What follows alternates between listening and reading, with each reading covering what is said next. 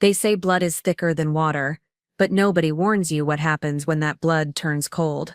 My name is Bertie Thompson, and for 63 years, I believed family meant everything. I believed it so deeply that I signed away my childhood home to my son Marcus without a second thought, thinking I was securing his future.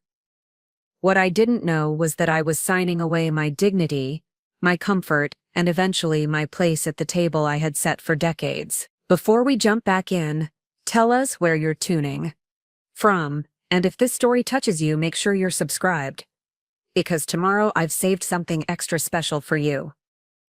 The old Victorian house on Maple Street had been in my family since 1962. My late husband Jerome and I had painted every room, planted every rose bush, and replaced every creaky floorboard with our own hands. The wraparound porch where I used to shell peas and watch the neighborhood kids ride their bikes, the kitchen where I'd baked birthday cakes for 3 generations, the master bedroom where I'd rocked my babies to sleep during countless midnight feedings. Every corner held a memory, every wall a story. When Jerome passed 5 years ago, the house felt too quiet, too full of echoes. But it was still mine, still the place where I belonged. Marcus, my only child, had been struggling financially ever since his divorce from his first wife. His new girlfriend, Sasha, had expensive tastes, and even more Kensip dreams. They were living in a cramped apartment across town, arguing about rent, about space, about the future they couldn't quite afford. I remember the exact moment I made the decision. It was a Tuesday evening in March, and Marcus had come by for dinner looking defeated. His shoulders sagged under the weight of rejection letters from mortgage companies. His eyes held that particular exhaustion that comes from working 2 jobs and still falling short. Sasha sat beside him, perfectly manicured nails tapping against my grandmother's china, sighing dramatically every few minutes. "Mom," Marcus had said, pushing his meatloaf around his plate, "I don't know how much longer we can keep this up. The rent keeps going up, and Sasha's been looking at wedding venues, but everything costs so much." Wedding venues. They'd been together 8 months, and she was already planning a wedding that would cost more than most people's annual salary. But I bit my tongue, the way mothers do when they want to keep peace with their children. "This house is way too big for just you, Bertie," Sasha had added, her voice carrying that particular tone that made suggestions sound like facts. "It's not practical. You're rattling around in here all alone, and we're cramped in that tiny apartment.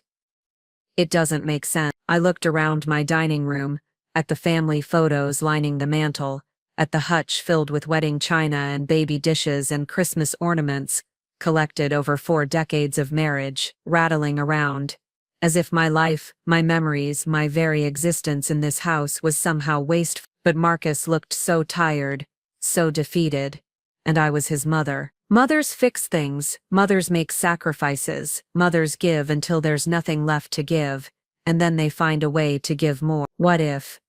I heard myself saying, the words coming out before I could stop them. "What if I just signed the house over to you? You could take over the mortgage payments, and I could stay here with you. We could be a family again." The way Sasha's eyes lit up should have been my first warning. The way she immediately started talking about renovations, about updating the decor, about finally having space for entertaining, should have been my second. But I was looking at Marcus, at the relief flooding his face, at the way his shoulders straightened for the first time in months. "Mom, are you serious? You'd really do that?" Of course I was serious. I was his mother. I would have given him the moon if he'd asked for it. The paperwork was signed within 2 weeks. Marcus handled everything through his friend, who worked at a title company, explaining that it would be easier, faster, less expensive if we kept it simple. I signed my name on document after document, trusting completely, never thinking to read the fine print. Why would I? This was my son. This was family. They moved in on a Saturday in April. I watched from the kitchen window as Sasha directed the movers, pointing to my furniture and declaring it outdated, instructing them to put my belongings in the garage so she could start fresh. My grandmother's rocking chair, the one where I'd nursed Marcus as a baby, disappeared under a tarp. The family photos came down from the walls, replaced by abstract art, that looked like someone had spilled paint on canvas and called it inspiration. "Don't worry, Bertie," Sasha had said, not looking up from her phone as she scrolled through furniture websites. "We'll make this place beautiful, modern, Instagram worthy, as if the 43 years of love Jerome and I had poured into this house weren't beautiful enough." The changes started small. My morning routine of coffee on the front porch was interrupted by Sasha's yoga sessions, her mat spread across the entire space while she posed for photos. The kitchen, where I'd always done my cooking, became her domain. She replaced my well-seasoned cast iron with non-stick pans, my wooden spoons with silicone ones, my recipes with whatever she found on Pinterest that week. "I'm trying to eat cleaner," she'd explained when I offered to make my famous pot roast. "All that heavy food isn't good for anyone. I've been researching nutrition, and we really need to focus on whole foods, organic vegetables, lean proteins." My pot roast, the one Marcus had requested for every birthday since he was 7, was suddenly heavy food. The woman who'd never cooked anything more complicated than avocado toast was now the nutrition expert in my own kitchen, but I adapted. I always adapted. When she reorganized my spice cabinet according to color instead of alphabetical order, I learned the new system. When she moved my sewing machine to the basement because it cluttered the living room, I made do with the poor lighting and concrete floors. When she suggested I might be more comfortable eating my meals in the breakfast nook instead of the formal dining room because their friends found it awkward to have me hovering around, I took my plate and sat alone at the small table by the window, hovering.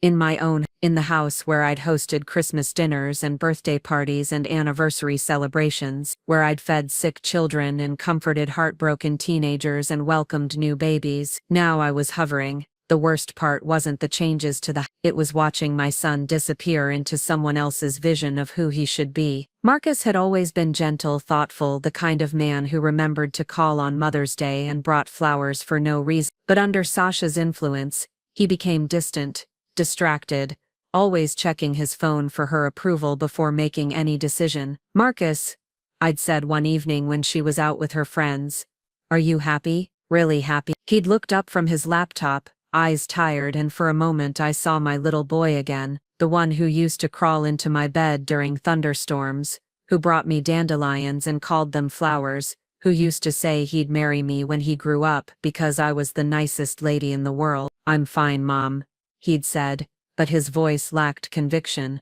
"Sasha just wants everything to be perfect, you know. She has big dreams for us, big dreams that apparently didn't include me." The final straw came on a Wednesday night in October. I'd been feeling under the weather, running a fever and dealing with a persistent cough that wouldn't go away. The autumn air was crisp, and I'd been looking forward to a quiet evening in the living room, maybe watching one of my old movies while sipping the honey tea that always helped soothe my throat. But when I came downstairs from my bedroom, I found the living room transformed. Sasha had invited her book club over, and the space was filled with women I didn't recognize, all perfectly dressed, all sipping wine from my good glasses, all speaking in the kind of loud performative voices people use when they want to sound important. I stood in the doorway for a moment, uncertain. This was still my house, wasn't it? Even though I'd signed it over to Marcus, I still lived here. I still belonged here. "Oh, Bertie."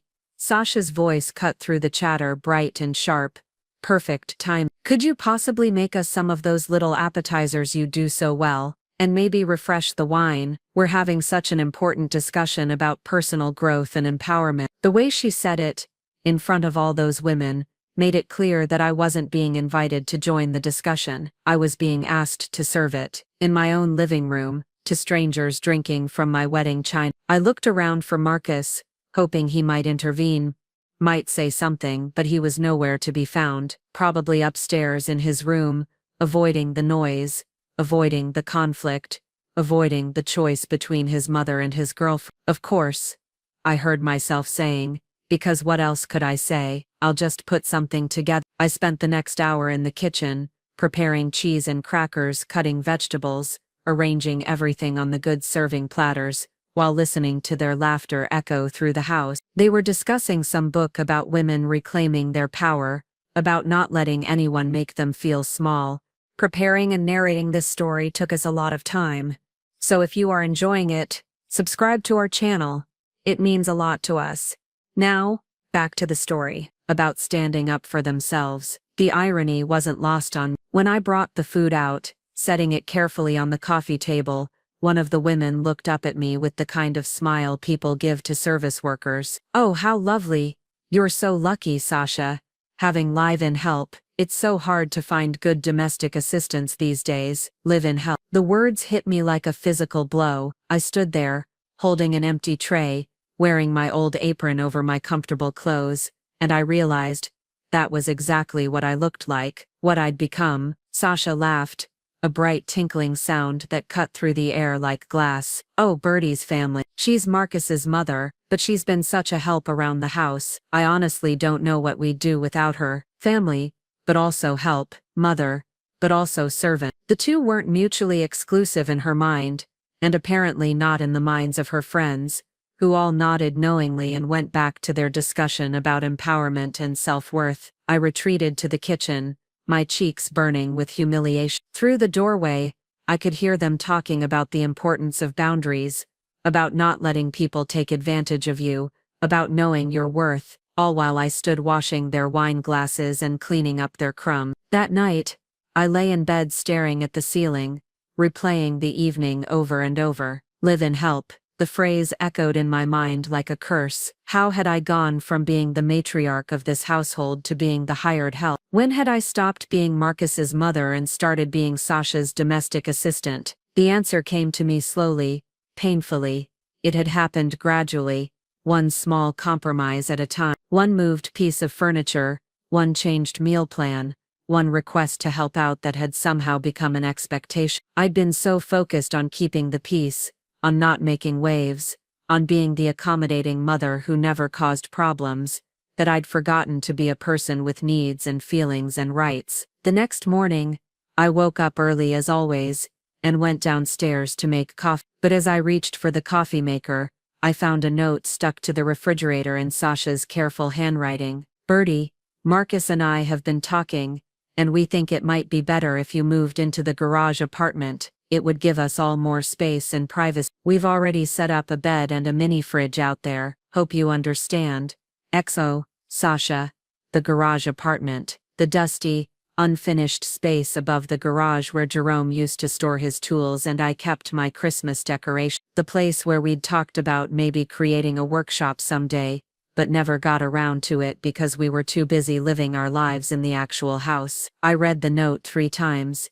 Each reading making the words more surreal. They wanted me to move to the garage, in my own house, the house I'd signed over to my son because I loved him, because I wanted to help him, because I thought we were family. I walked out to the garage, still in my robe and slippers, and climbed the narrow stairs to the space above. Someone had been busy. There was indeed a small bed, the kind of narrow twin mattress you'd find in a college dorm room. A mini fridge hummed in the corner, barely big enough to hold a carton of milk. A single lamp provided the only light beyond what filtered through the small window that looked out onto the alley behind the house. This was where they expected me to live. This was my new place in the family hierarchy. I sat down on the edge of the bed, the thin mattress barely cushioning my weight, and tried to process what was happening. How had I gotten here? How had the woman who'd owned this house, who'd raised her child in these rooms, who'd built a life within these walls, ended up being relegated to the space where we used to store lawnmowers and paint cans? The answer was simple and devastating. I had let it happen. Every time I'd said of course when I meant no, every time I'd smiled when I wanted to scream, every time I'd chosen peace over self-respect, I'd given away a piece of myself, and now there was nothing left to give except my dignity, and apparently, I'd already handed that over too. I heard footsteps on the stairs, and looked up to see Marcus's head appearing above the floor level. His face was flushed, his eyes avoiding mine. "Mom, I'm sorry about the note. Sasha should have talked to you first, but she was trying to help. She thought you'd be more comfortable with your own space, more comfortable, as if being exiled to the garage was a luxury upgrade, instead of the final humiliation in a series of degradations I'd somehow allowed myself to accept." "Marcus," I said, my voice steady, despite the trembling in my hands. "This is my house." He winced, finally meeting my eyes. "I know, Mom. I know it was your house, but legally, it's mine now. And Sasha and I were planning to get married, and we need our space. We need to start their own life, in my house, with me banished to the garage like an unwanted piece of furniture they couldn't quite bring themselves to throw away. I gave you this house," I said quietly, "because I thought we were building something together. I thought I was helping my family." "You were helping," he said quickly.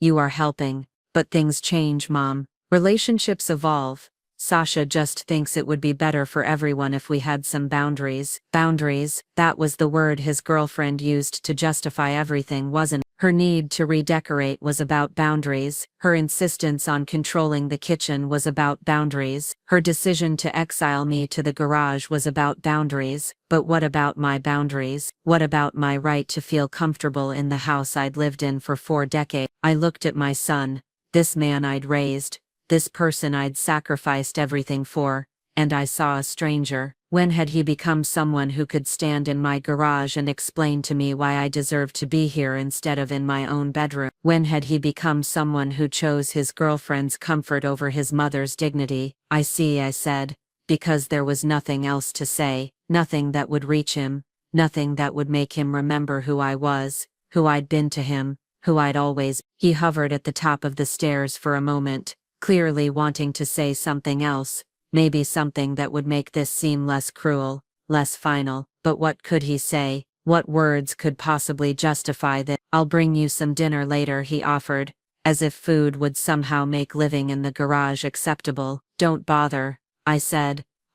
He left, and I sat alone in the space above the garage, surrounded by the smell of motor oil and dust, listening to the sounds of my own house through the thin walls. I could hear Sasha's voice, bright and cheerful, probably already planning how to use my bedroom, my closet, my bathroom. Maybe she'd turn it into a meditation room, or an office for her social media career, or a walk-in closet for all the clothes she bought with money that should have been going toward the mortgage. That night I lay on the narrow bed, staring at the ceiling and listening to the house settle around me. Every creak, every sigh of the old wood was familiar, a lullaby I'd been hearing for 43 years. But now I was hearing it from the outside, like a stranger, like someone who didn't belong. I thought about Jerome, about what he would say if he could see me now. He'd been a quiet man, gentle like Marcus, but he'd had a spine when it mattered. He never would have let anyone treat me this way, never would have stood by while I was pushed aside and forgotten. He'd loved this house too,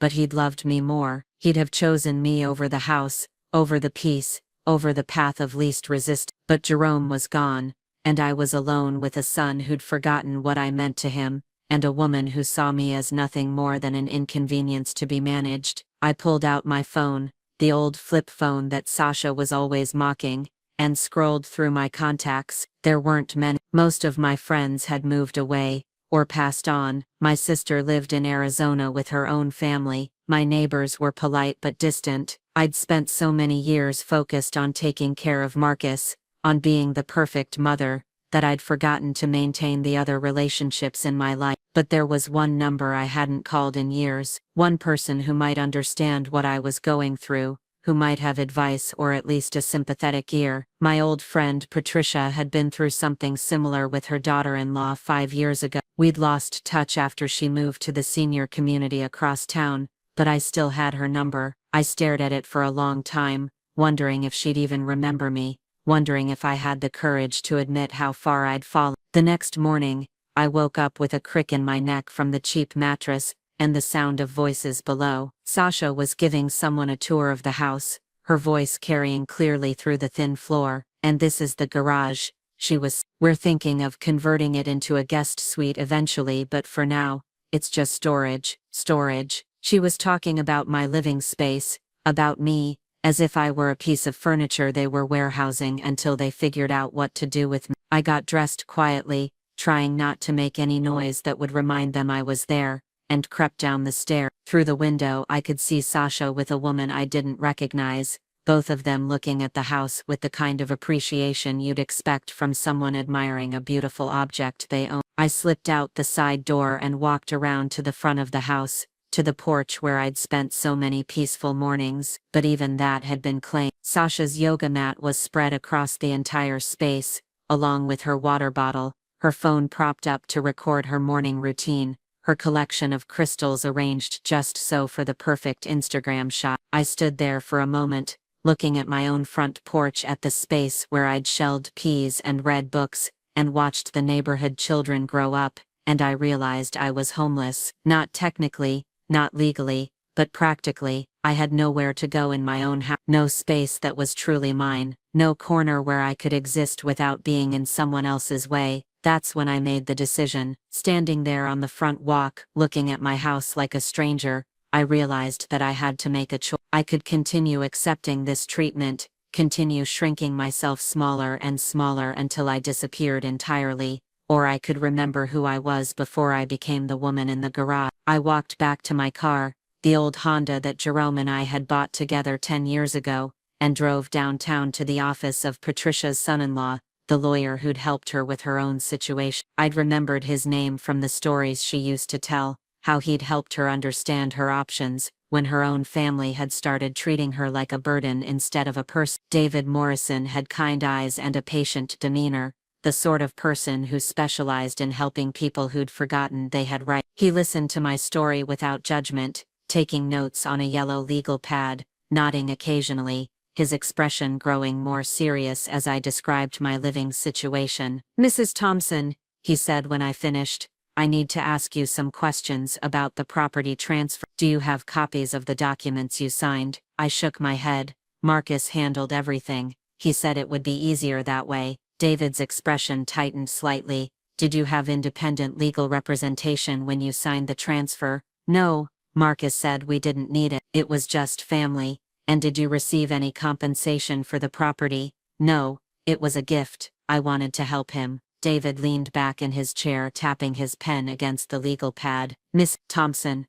I need to review the actual documents to be sure, but from what you're telling me, there may have been some irregularities in the transfer. Additionally, your current living situation raises some serious concerns about elder care and housing rights." Elder care. The phrase stung, but it also sparked something in me. I was elderly, wasn't I? At 63 with limited income, and nowhere else to go. I was vulnerable in ways I hadn't wanted to acknowledge. "What are my options?" I asked. David spent the next hour explaining the various legal remedies available to me. I could contest the property transfer if there was evidence of undue influence or lack of proper representation. I could file a complaint about my living condition. I could explore elder abuse statutes that might apply to my situation. But the option that interested me most was the simplest one. "You could also just call the police," he said. "What you're describing, being forced to live in substandard conditions, without proper facilities,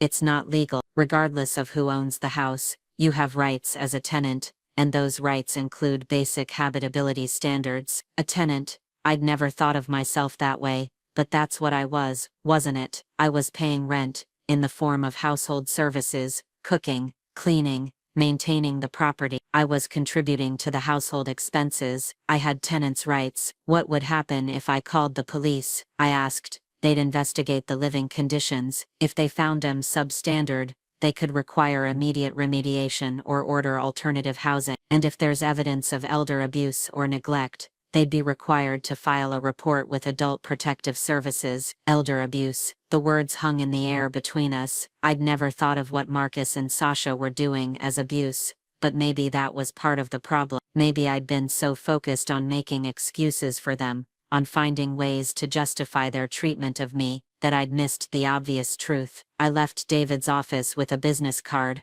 a list of my rights, and for the first time in months, a sense of purpose. I drove home slowly, thinking about everything he'd told me, weighing my options, preparing for what came next. When I pulled into the driveway, I saw Marcus's car and Sasha's SUV, which meant they were both home. Perfect. It was time to have a conversation, a real conversation, about my place in this house and this family. I climbed the stairs to the garage apartment, but instead of going inside, I sat down on the top step and pulled out my phone. I scrolled through my contacts until I found the number David had given me, the direct line to the police department's community services division. I stared at the number for a long time, thinking about what would happen. Once I made this call, there would be no going back, no pretending that this was just a temporary arrangement, no more making excuses for behavior that had crossed the line from inconsiderate to abusive. But as I sat there, surrounded by the smell of motor oil and dust,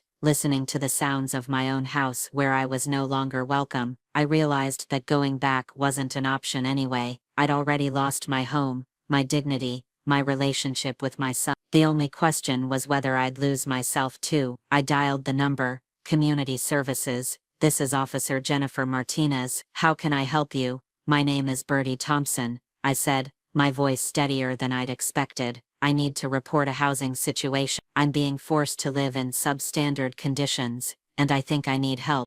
As I gave Officer Martinez my address and began explaining my situation, I heard voices from the house below. Marcus and Sasha, probably wondering who was on the phone, probably annoyed that their storage unit was making noise. But for the first time in months, I didn't care what they thought. I wasn't their storage unit, their live-in help, their convenient grandmother figure who could be moved around like furniture. I was Bertie Thompson, and I was done being invisible. Officer Martinez told me she'd be there within the hour, and that I should document everything I could about my living conditions. I hung up the phone and looked around the garage apartment with new eyes, seeing it not as the accommodation I'd been forced to accept, but as evidence of how far I'd fallen, and how much I deserved better. I took pictures with my phone. The narrow bed, the mini fridge, the single lamp, the lack of proper bathroom facilities. I documented the dust, the poor ventilation, the oil stains on the concrete floor below. I made a list of all the household tasks I'd been performing, all the expenses I'd been covering, all the ways I'd been contributing to a household that treated me like a burden. When I heard the knock on the main house door, followed by voices, I knew Officer Martinez had arrived. I climbed down from the garage apartment and walked around to the front of the house, where I could see Marcus and Sasha talking to a woman in uniform. "Mrs. Thompson?" Officer Martinez called out when she saw me approaching. "That's me," I said, walking up the front steps to the porch that used to be mine. Marcus and Sasha were standing in the doorway, both looking confused and increasingly concerned as they realized I was the one who'd called the police.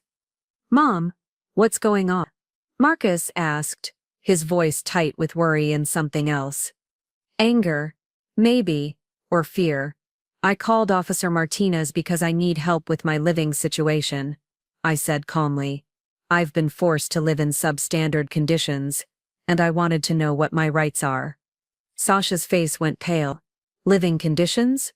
Bertie, we set up a nice space for you in the garage. It has everything you need. Does it have a bathroom?" Officer Martinez asked. Sasha hesitated. "Well, no, but she has access to the house bathroom. Is it heated and properly ventilated?" Another hesitation. "It's not winter yet, so heating hasn't been an issue." Officer Martinez was taking notes. "And Mrs. Thompson, you're not paying rent, correct?" "I'm contributing to household expenses and performing domestic services in exchange for housing," I said, remembering the language David had used. "I cook, clean, maintain the property and contribute to utilities and groceries." Marcus was staring at me like I'd grown a second head. "Mom, you're making it sound like we're exploiting you. We're family. Family doesn't make each other live in garages," Officer Martinez said quietly. "Miss Thompson, would you mind showing me this living space?" I led her around to the garage, up the narrow stairs to the apartment. She spent several minutes taking notes, asking questions, documenting the condition. When we came back down, Marcus and Sasha were waiting, both looking increasingly agitated. "The living space doesn't meet basic habitability standards," Officer Martinez told them. "No bathroom facilities, inadequate climate control, potential safety hazards. Mrs. Thompson, you have several options here." She explained that I could file a formal complaint, that the city could require them to bring the space up to code, that there were resources available for seniors in housing disputes. But the option that caught my attention was the simplest one. "You can also just refuse to live there," she said. "You have the right to safe, adequate housing. If they can't provide that, they need to make other arrangements. I looked at Marcus, at the son I'd raised, at the man who'd been willing to watch me live in a garage, rather than stand up to his girlfriend. What other arrangements did he have in mind? A nursing home? The street? I understand, I said to Officer Martinez. Thank you for explaining my option. After she left, Marcus and Sasha stood on the front porch looking at me like I was a stranger. Maybe the woman who'd accepted the garage apartment, who'd smiled while being demoted from family member to household help, who'd swallowed her pride and her hurt for the sake of keeping peace. Maybe that woman was gone. Mom, I can't believe you called the police on us, Marcus said, his voice hurt and angry. We're trying to help you. We're trying to make this work. Make what work? I asked. Me living in the garage, me being your live-in mate, me disappearing so you and Sasha can play house in the home I gave you. Sasha stepped forward, her voice taking on that syrupy tone she used when she wanted to sound reasonable. Bertie, you're being dramatic. We've been nothing but accommodate. We've let you stay here. We've included you in family dinners. We've made sure you have everything you need. Let me stay. In my own house, the house I'd signed over to help them, thinking I was securing my place in their lives, not signing it away. Everything I need except respect, I said. Everything I need except dignity. Everything I need except a place at the table I set for 40 years. I turned and walked toward my car, leaving them standing on the porch. I had calls to make, decisions to consider, a life to rebuild. For the first time in months, I felt like I could breathe. As I drove away, I caught a glimpse of them in my rearview mirror, still standing there, still trying to figure out what had just happened. They'd expected me to be grateful for the garage, grateful for the scraps of inclusion they'd thrown my way, grateful to exist on the margins of a life I'd spent decades building, but I wasn't grateful anymore. I was awake. The silence in my car felt different as I drove away from Maple Street. Not the heavy, suffocating quiet of the garage apartment, but something lighter, cleaner. The kind of silence that comes after you've finally said what needed saying, after you've stopped pretending everything is fine when it clearly isn't. I drove aimlessly at first, through neighborhoods I'd known for decades but somehow felt like I was seeing for the first time. Past the elementary school where Marcus had played on the swings, past the grocery store where I'd shopped every Thursday for 30 years, past the park where Jerome and I used to walk hand in hand when we were young and thought we had forever. Everything looked the same, but I felt fundamentally different, like I'd been wearing glasses with the wrong prescription for months, and had suddenly put on the right pair. The world was sharper now, clearer, and I could see things I'd been missing. My phone buzzed against the passenger seat. A text from Marcus.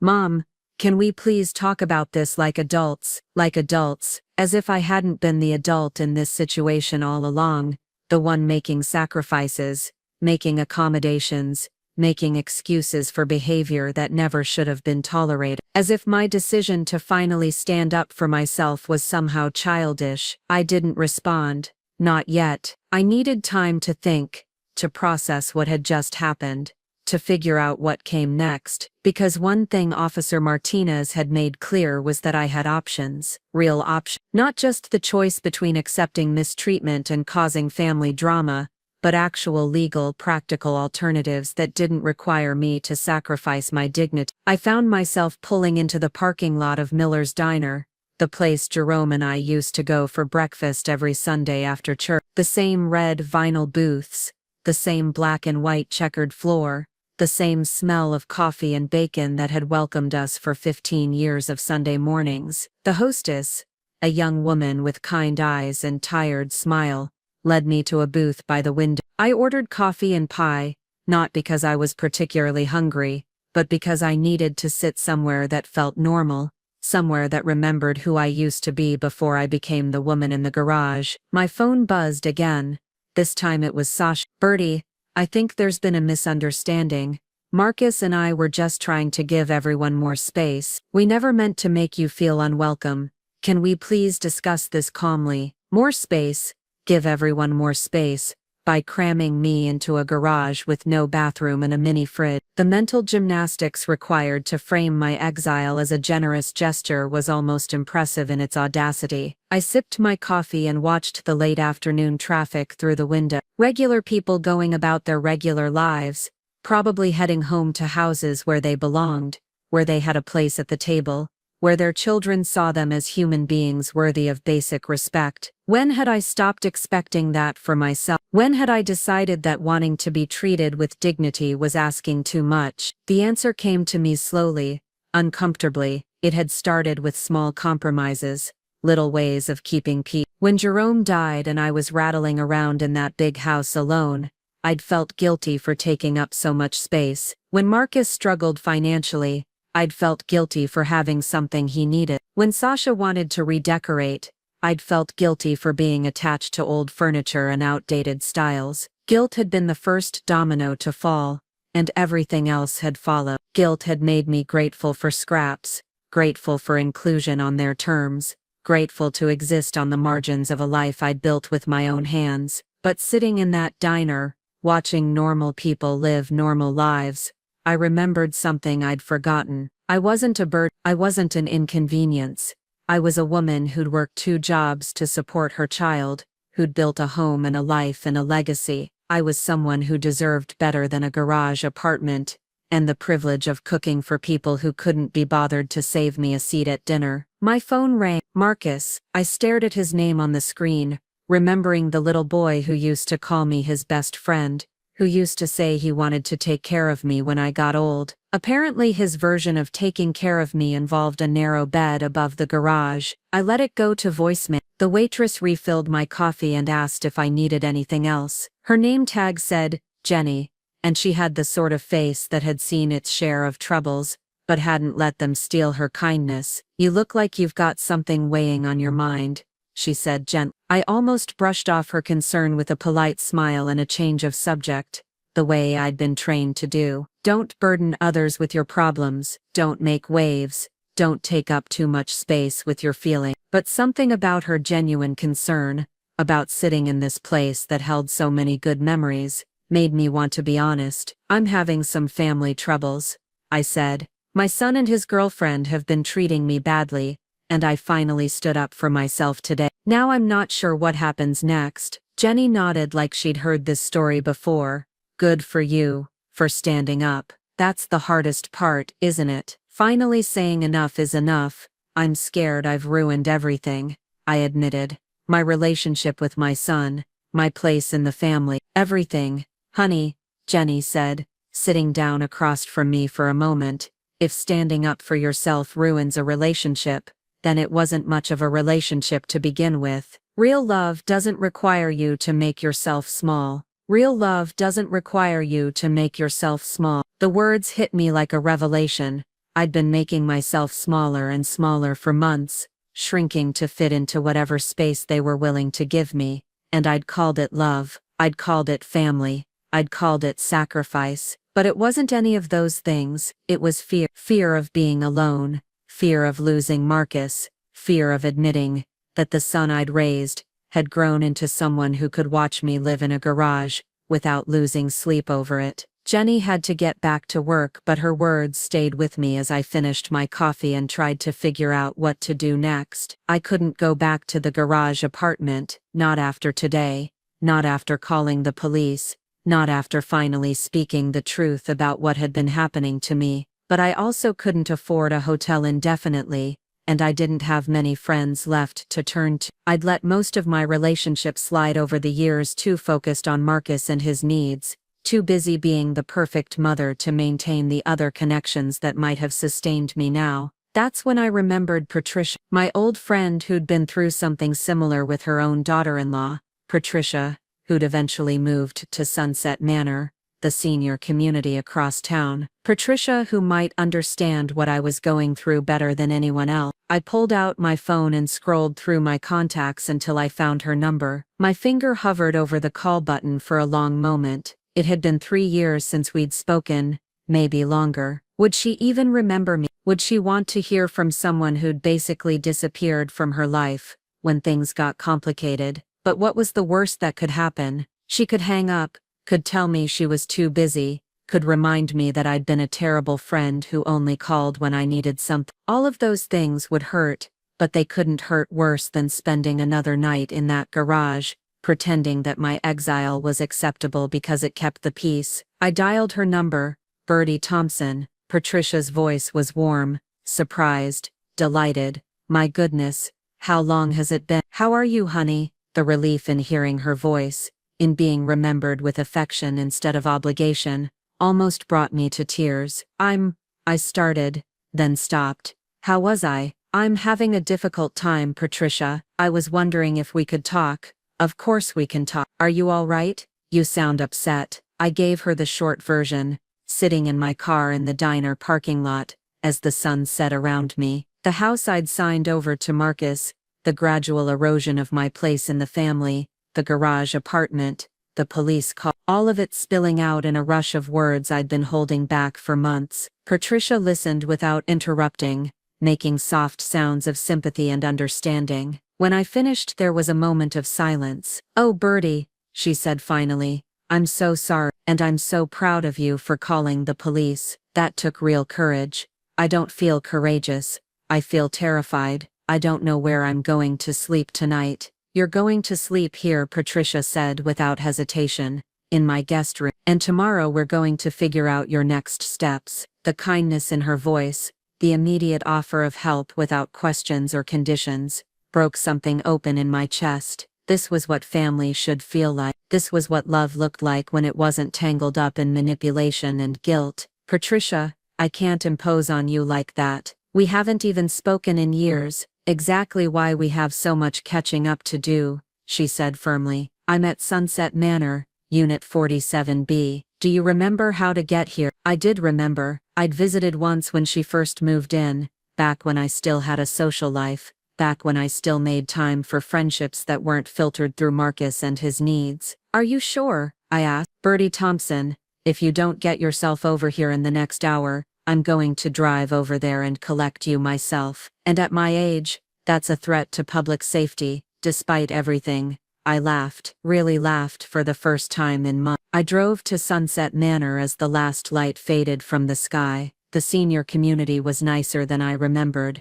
Well-maintained buildings surrounded by gardens and walking paths. People were out enjoying the evening air, sitting on porches, walking small dogs, living lives that looked peaceful and purposeful. Patricia met me at her door before I even had a chance to knock. She looked older than I remembered, but her smile was the same, and her hug was exactly what I needed. Warm, genuine, uncomplicated by expectations or resentment. Look at you, she said, holding me at arm's length, still beautiful but tired. Come in, come in. I've got coffee brewing and leftover lasagna that's much better than anything I used to make when we were younger. Her apartment was small but lovely, decorated with photos and plants, and the kind of comfortable furniture that invited you to stay a while. It felt like a home, like a place where someone lived fully and happily, not like a storage unit where unwanted family members were warehoused. We sat at her kitchen table eating lasagna and drinking coffee, and I told her the whole story, every detail, every humiliation, every moment when I'd chosen silence over self-respect. Patricia listened, nodding occasionally, her face growing more and more angry on my behalf. That little witch, she said, when I described Sasha's book club comment about live-in help, and Marcus just sat there and let it happen. He wasn't even in the room, I said. He's been avoiding conflict by avoiding me altogether. Coward, Patricia said bluntly, just like my son-in-law was. They'd rather sacrifice their mothers than stand up to their wives. Patricia's situation had been different but similar. Her daughter-in-law had wanted her to move to a nursing home, claiming it was for her own safety. Patricia had fought back, gotten legal help, and eventually chosen to move to Sunset Manor on her own terms, rather than be pushed into institutional care. The thing is, Patricia said, once you stop accepting unacceptable treatment, everything changes. Not just how they treat you, but how you see yourself, how you see what you deserve. I'm scared, I admitted. What if Marcus never speaks to me again? What if I've lost him forever? Patricia reached across the table and took my hand. Honey, you can't lose something you never really had. The Marcus you're mourning, the the one who would never let anyone treat you this way. He's been gone for a while now. Maybe it's time to stop grieving for him and start living for yourself. The truth of it settled in my chest like a stone, heavy, but solid. We talked until late, sharing stories and memories, catching up on the years we'd lost. Patricia told me about her life at Sunset Manor, about the friends she'd made, the activities she enjoyed, the independence she'd reclaimed after years of feeling like a burden to her family. The best part, she said, is that everyone here chose to be here. No one's living in someone else's garage, eating someone else's scraps, grateful for whatever attention they can get. We're all here because we decided we deserved better. Deserved better. Such a simple concept, but it felt revolutionary after months of accepting less and calling it family loyalty. That night, I slept in Patricia's guest room on sheets that smelled like lavender and sunshine. The bed was comfortable, the room was warm, and for the first time in months I felt safe. Not just physically safe, but emotionally safe. Protected from people who saw my kindness as weakness, my love as an unlimited resource to be exploited without consequence. My phone buzzed with messages throughout the evening.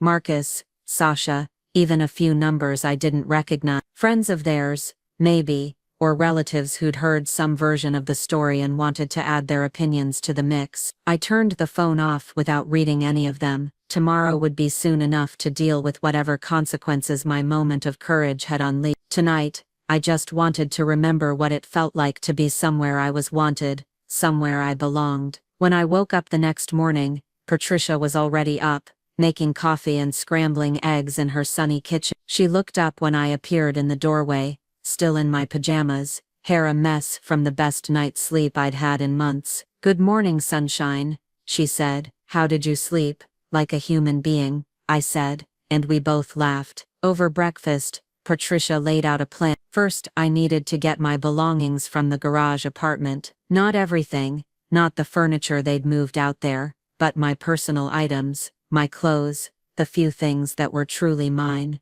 "You don't have to do it alone," she said. "I'll come with you, and we'll bring backup." Turned out to be Patricia's friend Eleanor, a sharp-eyed woman in her 70s who'd been a social worker before retirement, and Eleanor's son Michael, who happened to be a police officer in the county sheriff's department. "We're not going to cause trouble," Patricia explained as we drove toward Maple Street in Michael's personal car. "We're just going to make sure you can collect your things in peace, without harassment or drama." The sight of my house, the Victorian that had been my sanctuary for 4 decades, hit me harder than I'd expected. It looked the same from the outside, but I felt like a stranger approaching it, like someone who'd once lived there long ago but no longer belonged. Marcus's car was in the driveway, along with Sasha's SUV. They were both home, probably waiting for me to come crawling back, ready to apologize for causing trouble and accept whatever terms they offered for my return. They were going to be disappointed. I knocked on the front door,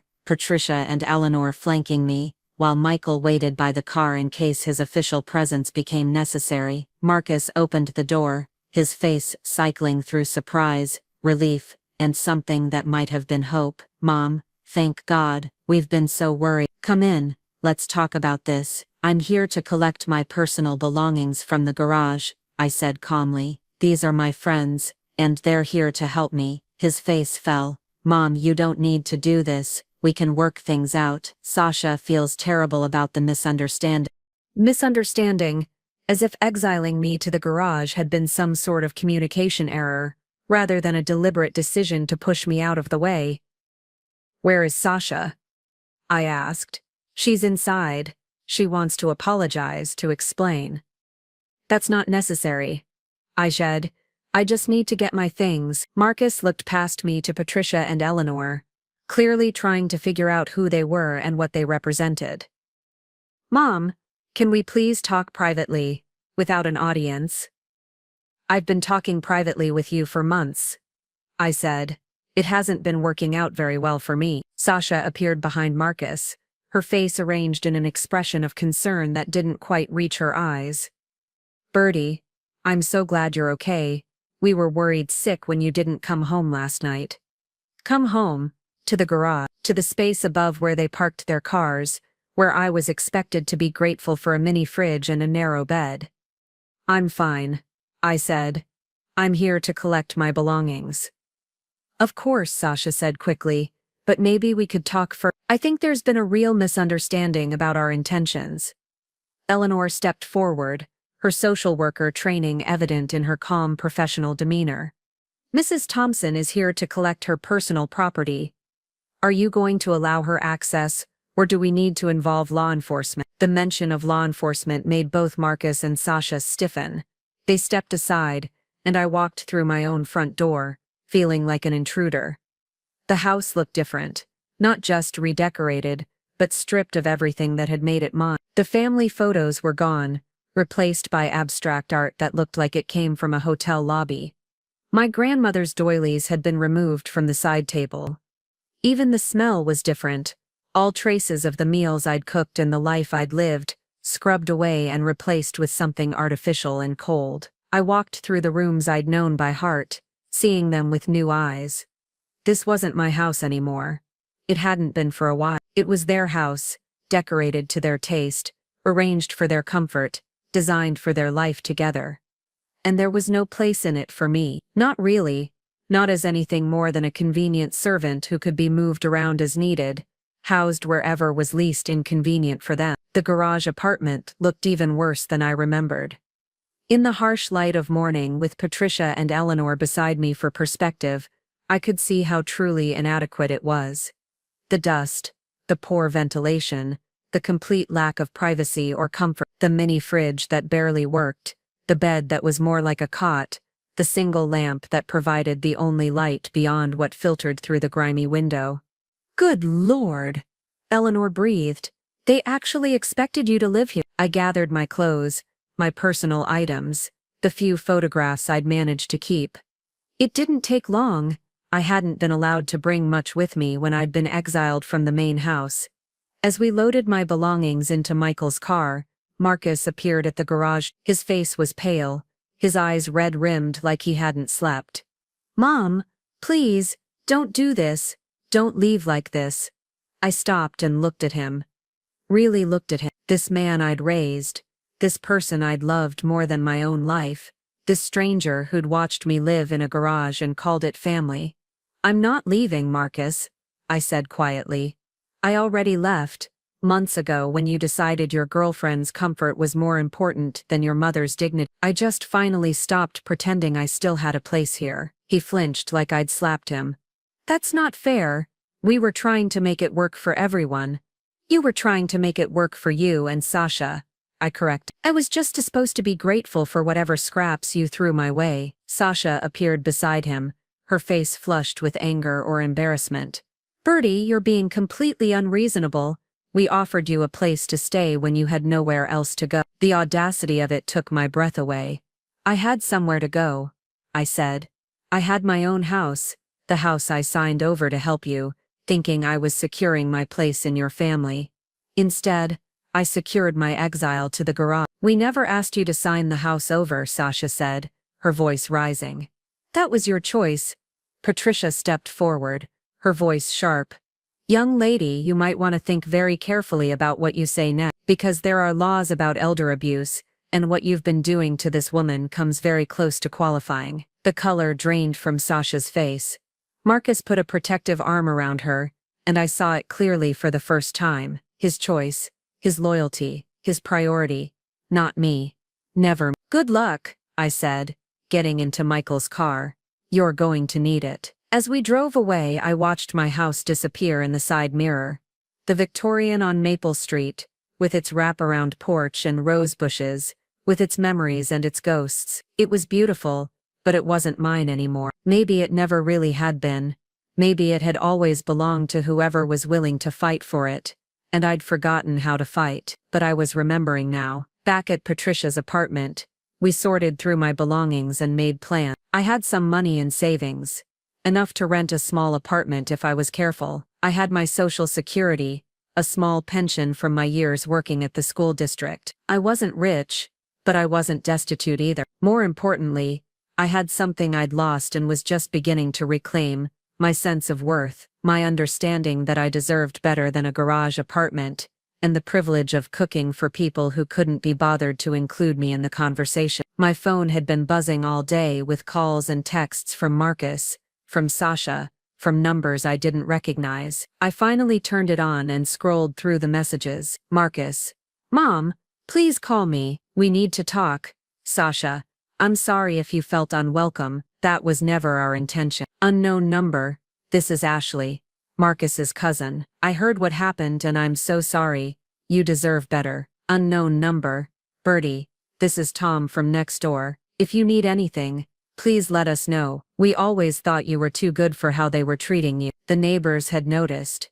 Marcus's own relatives had opinions about how I was being treated. I hadn't been imagining it, hadn't been overreacting. Other people had seen what I'd been too close to recognize, that I was being abused, neglected, pushed aside by people who were supposed to love me. I turned the phone off again. I wasn't ready to respond, wasn't ready to engage with their attempts to minimize what had happened, or their offers of conditional reconciliation. That evening, Patricia and I sat on her small balcony, watching the sunset paint the sky in shades of pink and gold. The air was cool, autumn settling in, and I found myself thinking about all the seasons I'd watched change from the windows of the house on Maple Street. Do you miss it? Patricia asked. The house? I considered the question serious. Did I miss the house itself? Or did I miss the life I'd built there? Did I miss the rooms and the furniture? Or did I miss feeling like I belonged somewhere? I miss the woman I used to be there, I said finally, before I forgot that I mattered too. Patricia nodded. The good news is, that woman is still there. She just needed reminding. Over the next few days, with Patricia's help and encouragement, I started building a new life. I looked at apartments, small but comfortable places where I could start over. I visited senior centers, explored activities and social groups, began to remember what it felt like to be around people who saw me as a person rather than a problem to be managed. I also made an appointment with David Morrison, the lawyer Patricia had recommended. He reviewed the documents from the property transfer, and his expression grew more serious as he read. Mrs. Thompson, he said finally, I'm concerned about how this transfer was handled. You had no independent legal representation. No consideration was given for the property, and the circumstances suggest possible undue influence. What does that mean? I asked. It means you may have grounds to challenge the transfer, to get your house back. The possibility hung in the air between us like a bridge. I wasn't sure I wanted to cross. Did I want the house back? Did I want to fight Marcus in court? To air our family's dirty laundry in public? To risk whatever relationship we might still salvage? Or did I want to move forward, to build something new, to stop looking backward at what I'd lost, and start looking forward at what I might gain? It was a question I'd have to answer soon, but for now it was enough to know that I had options, real options, legal options. For the first time in months, I felt like I had power in my own life, not the power to control other people, or force them to love me the way I wanted to be loved, but the power to choose what I would and wouldn't accept, the power to walk away from situations that diminished, the power to build a life where I was valued, respected, seen. My phone rang. Marcus again. This time, I answered. Hello, Marcus. Mom, thank God. Are you okay? Where are you staying? I'm staying with friends, I said. I'm fine. Good, good. That's good. Mom, I think we need to talk, really talk, about everything. I leaned back in Patricia's comfortable chair, looking out at the garden where other seniors were tending their small plots, growing things, nurturing life. I think you're right, I said. We do need to talk, but not yet. I'm not ready yet. When? He asked, and I could hear the desperation in his voice. When will you be ready?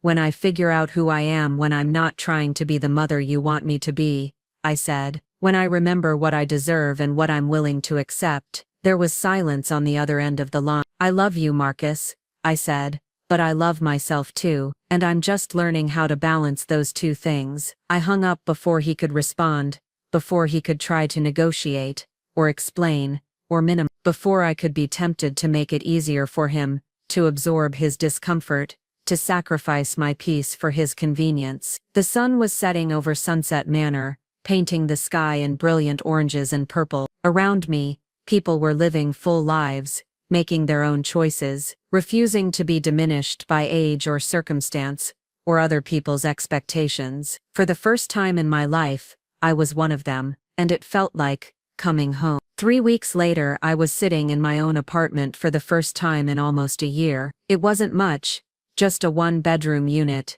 in a modest complex called Willowbrook Gardens, but every stick of furniture belonged to me. Every picture on the wall was there because I wanted it there. Every cup in the cupboard was mine to use without asking permission or worrying about whether I was being too presumptuous. The apartment hunt had been an adventure I hadn't expected to enjoy. Patricia had insisted on coming with me to every showing, armed with a list of questions I never would have thought to ask about water pressure and heating costs, and neighborhood safety. She'd also brought Eleanor along to most of them, claiming we needed a third opinion, but I suspected she just wanted me to have as much support as possible during what could have been a demoralizing process. Instead, it had been liberating. Walking through different spaces, imagining how I might arrange my limited belongings, thinking about what kind of life I wanted to build rather than what kind of life I was expected to fit into. For months, I'd been shrinking to accommodate other people's needs. Now I was expanding again,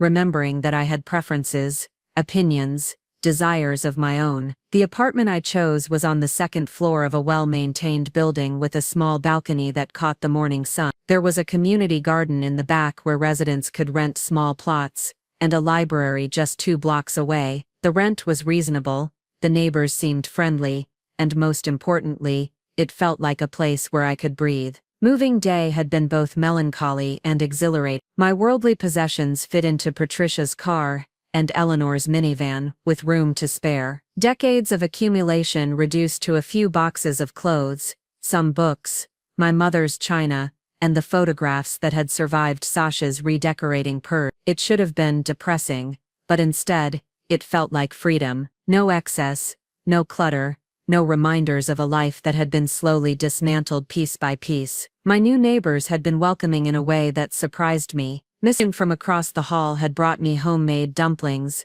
and a spider plant cutting. The young couple downstairs had offered to help if I needed anything heavy moved. Even the building manager, a woman named Rita with kind eyes and efficient hands, had gone out of her way to make sure I felt comfortable and settled. It occurred to me that I'd forgotten what normal human kindness looked like. After months of walking on eggshells, of being grateful for basic courtesy, of accepting crumbs and calling them cake, simple neighborly gestures felt almost overwhelming in their generosity. I'd been living in my new place for 2 weeks when David Morrison called with an update on the legal situation. His tone was more optimistic than I'd expected, which both thrilled and terrified me. "I've reviewed all the documents," he said, "and I believe we have a strong case for challenging the property transfer. The lack of independent counsel, the absence of any consideration, the pressure tactics used to convince you to sign, all of it adds up to what the courts would likely consider undue influence." I sat at my small kitchen table,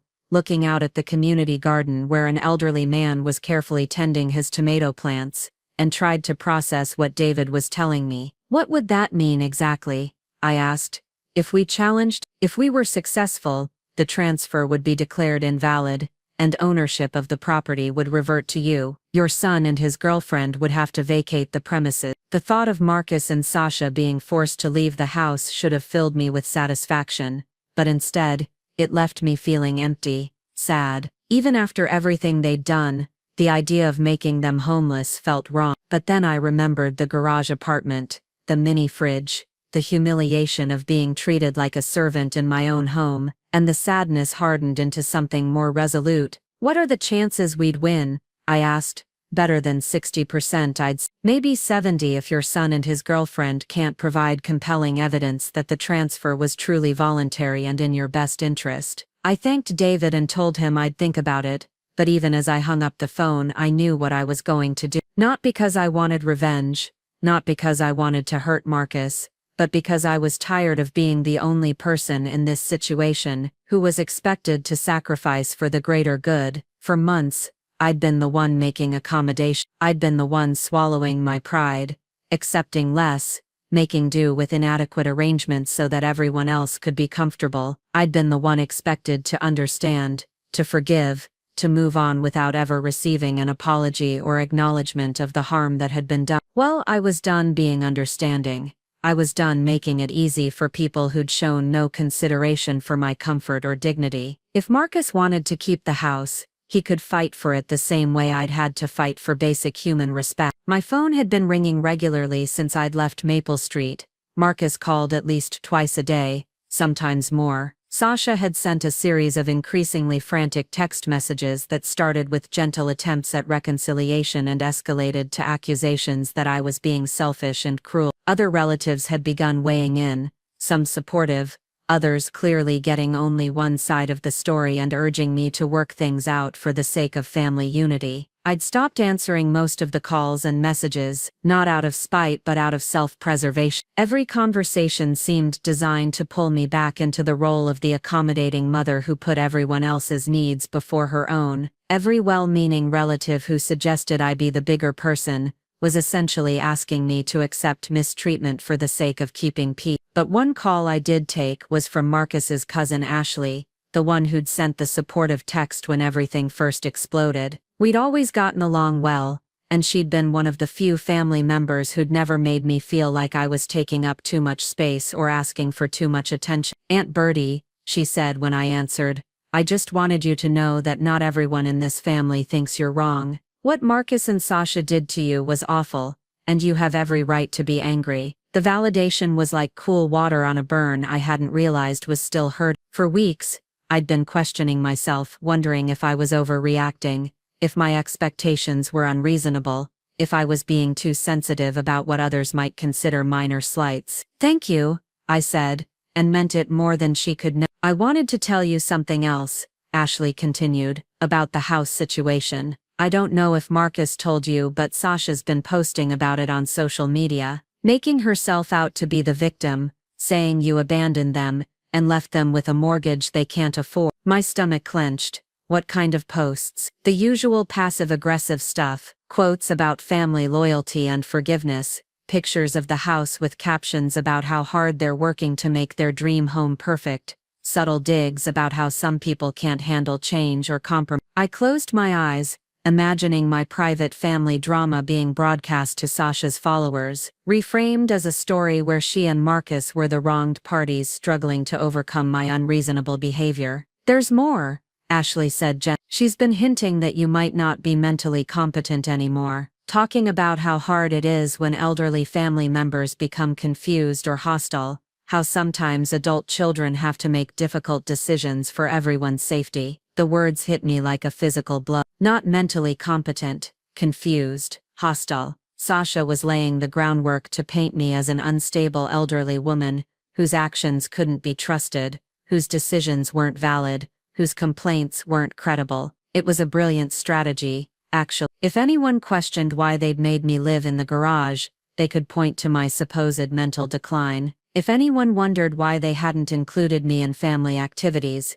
they could cite my alleged hostility. If the legal challenge to the property transfer gained traction, they could argue that I hadn't been competent to sign the documents in the first place. "Ashley, I need you to do me a favor. I need you to document those posts. Screenshot them, save them, whatever you have to do." "Can you do that for me?" "Already done," she said. "I started saving them as soon as I saw what she was doing. I figured you might need them someday." After I hung up with Ashley, I sat in my quiet apartment, trying to process this new development. Sasha wasn't just defending herself, she was going on the offensive, trying to control the narrative before I could tell my side of the story. She was positioning herself as the long-suffering caregiver dealing with a difficult elderly relative, rather than the woman who'd systematically pushed me out of my own home. The manipulation was breathtaking in its audacity, but it was also strategic. If she could convince people that I was mentally unstable, it would undermine everything I said about how I'd been treated.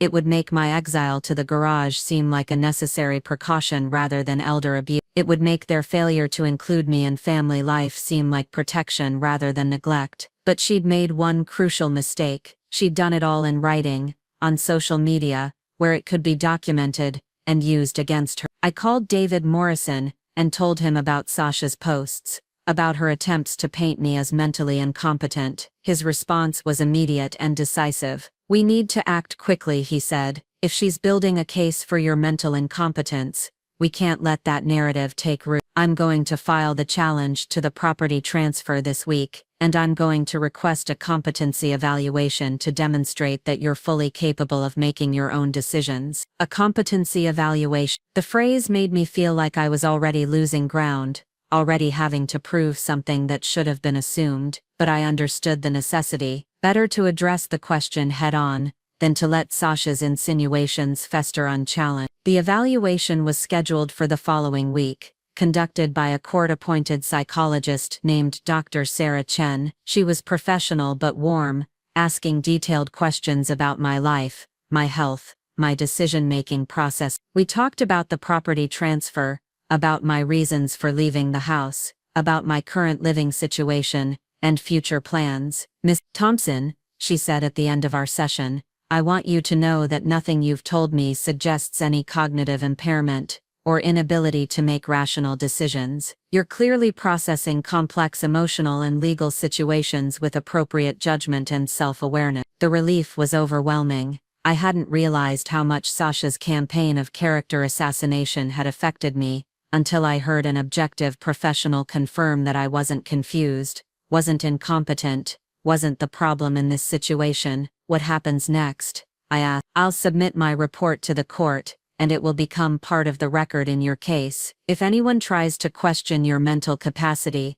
this evaluation will serve as evidence that you're fully competent to make your own decisions about your property and your life." Armed with Dr. Chen's report, David filed the legal challenge to the property transfer. The papers were served on Marcus and Sasha on a Tuesday morning, while I was volunteering at the community garden, helping other residents plant fall vegetables and prepare for winter. I was kneeling in the dirt, showing Miss Chen's granddaughter how to plant garlic cloves, when my phone rang. "Marcus." I almost didn't answer, but something about the timing made me think this might be important. "Mom, what the hell is this?" His voice was shaking, whether from anger or fear I couldn't tell. "You're suing us.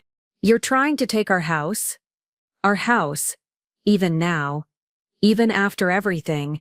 He couldn't bring himself to acknowledge that it had been my house first, that I'd given it to him as a gift, that his ownership was entirely dependent on my generosity. "I'm challenging the property transfer," I said calmly, continuing to help the little girl with her planting. "My lawyer believes it was conducted improperly. This is insane." "You signed those papers willingly. No one forced you." "Did I have independent legal representation when I signed them?" Silence. "Did anyone explain my rights to me, or the implications of the transfer?"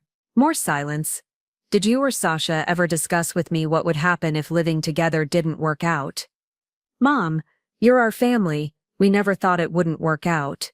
"But it didn't work out, did it? And when it didn't, instead of finding a solution that respected my dignity, you moved me to the garage and expected me to be grateful."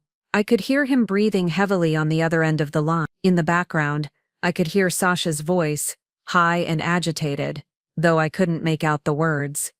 "What do you want?" he asked finally. "What will it take to make this go away?" What did I want? The question I'd been asking myself for weeks. Did I want the house back? Did I want an apology? Did I want them to understand what they'd done to me? Did I want my son back? The one who used to bring me dandelions and call them flowers? "I want you to understand that actions have consequences," I said. "I want you to learn that love isn't a license to mistreat people. I want you to grow up and take responsibility for the choices you've made." "But do you want the house back?" he pressed. I looked around the community garden, at the other residents working together, sharing tools and knowledge and companionship, at Miss Chen teaching her granddaughter about growing things, at the simple pleasure of having dirt under my fingernails and purpose in my day. "I want what I should have had all along," I said. "Respect." The legal process moved slowly, as legal processes do. David kept me informed of every development, every filing, every response from Marcus and Sasha's attorney. They were fighting the challenge, claiming that the transfer had been completely voluntary, and that my current actions proved I was vindictive and possibly unstable. Their strategy became clear as the case progressed. They were portraying me as an elderly woman who'd made a generous gift to help her struggling family, but who now regretted that decision and was trying to undo it out of spite. They painted themselves as young people, trying to build a life together, victimized by a bitter relative who couldn't accept that they needed space and independence. It was a compelling narrative, and if I hadn't lived through the reality of what had happened, I might have been convinced by it myself. They were good at presenting themselves as reasonable, caring people who'd done their best to accommodate a difficult situation, but they couldn't explain away the garage apartment. They couldn't justify making me live in substandard conditions while they enjoyed the comfort of the main house. They couldn't provide a reasonable explanation for why, if I was such a beloved family member, I'd been excluded from family meals and social gatherings.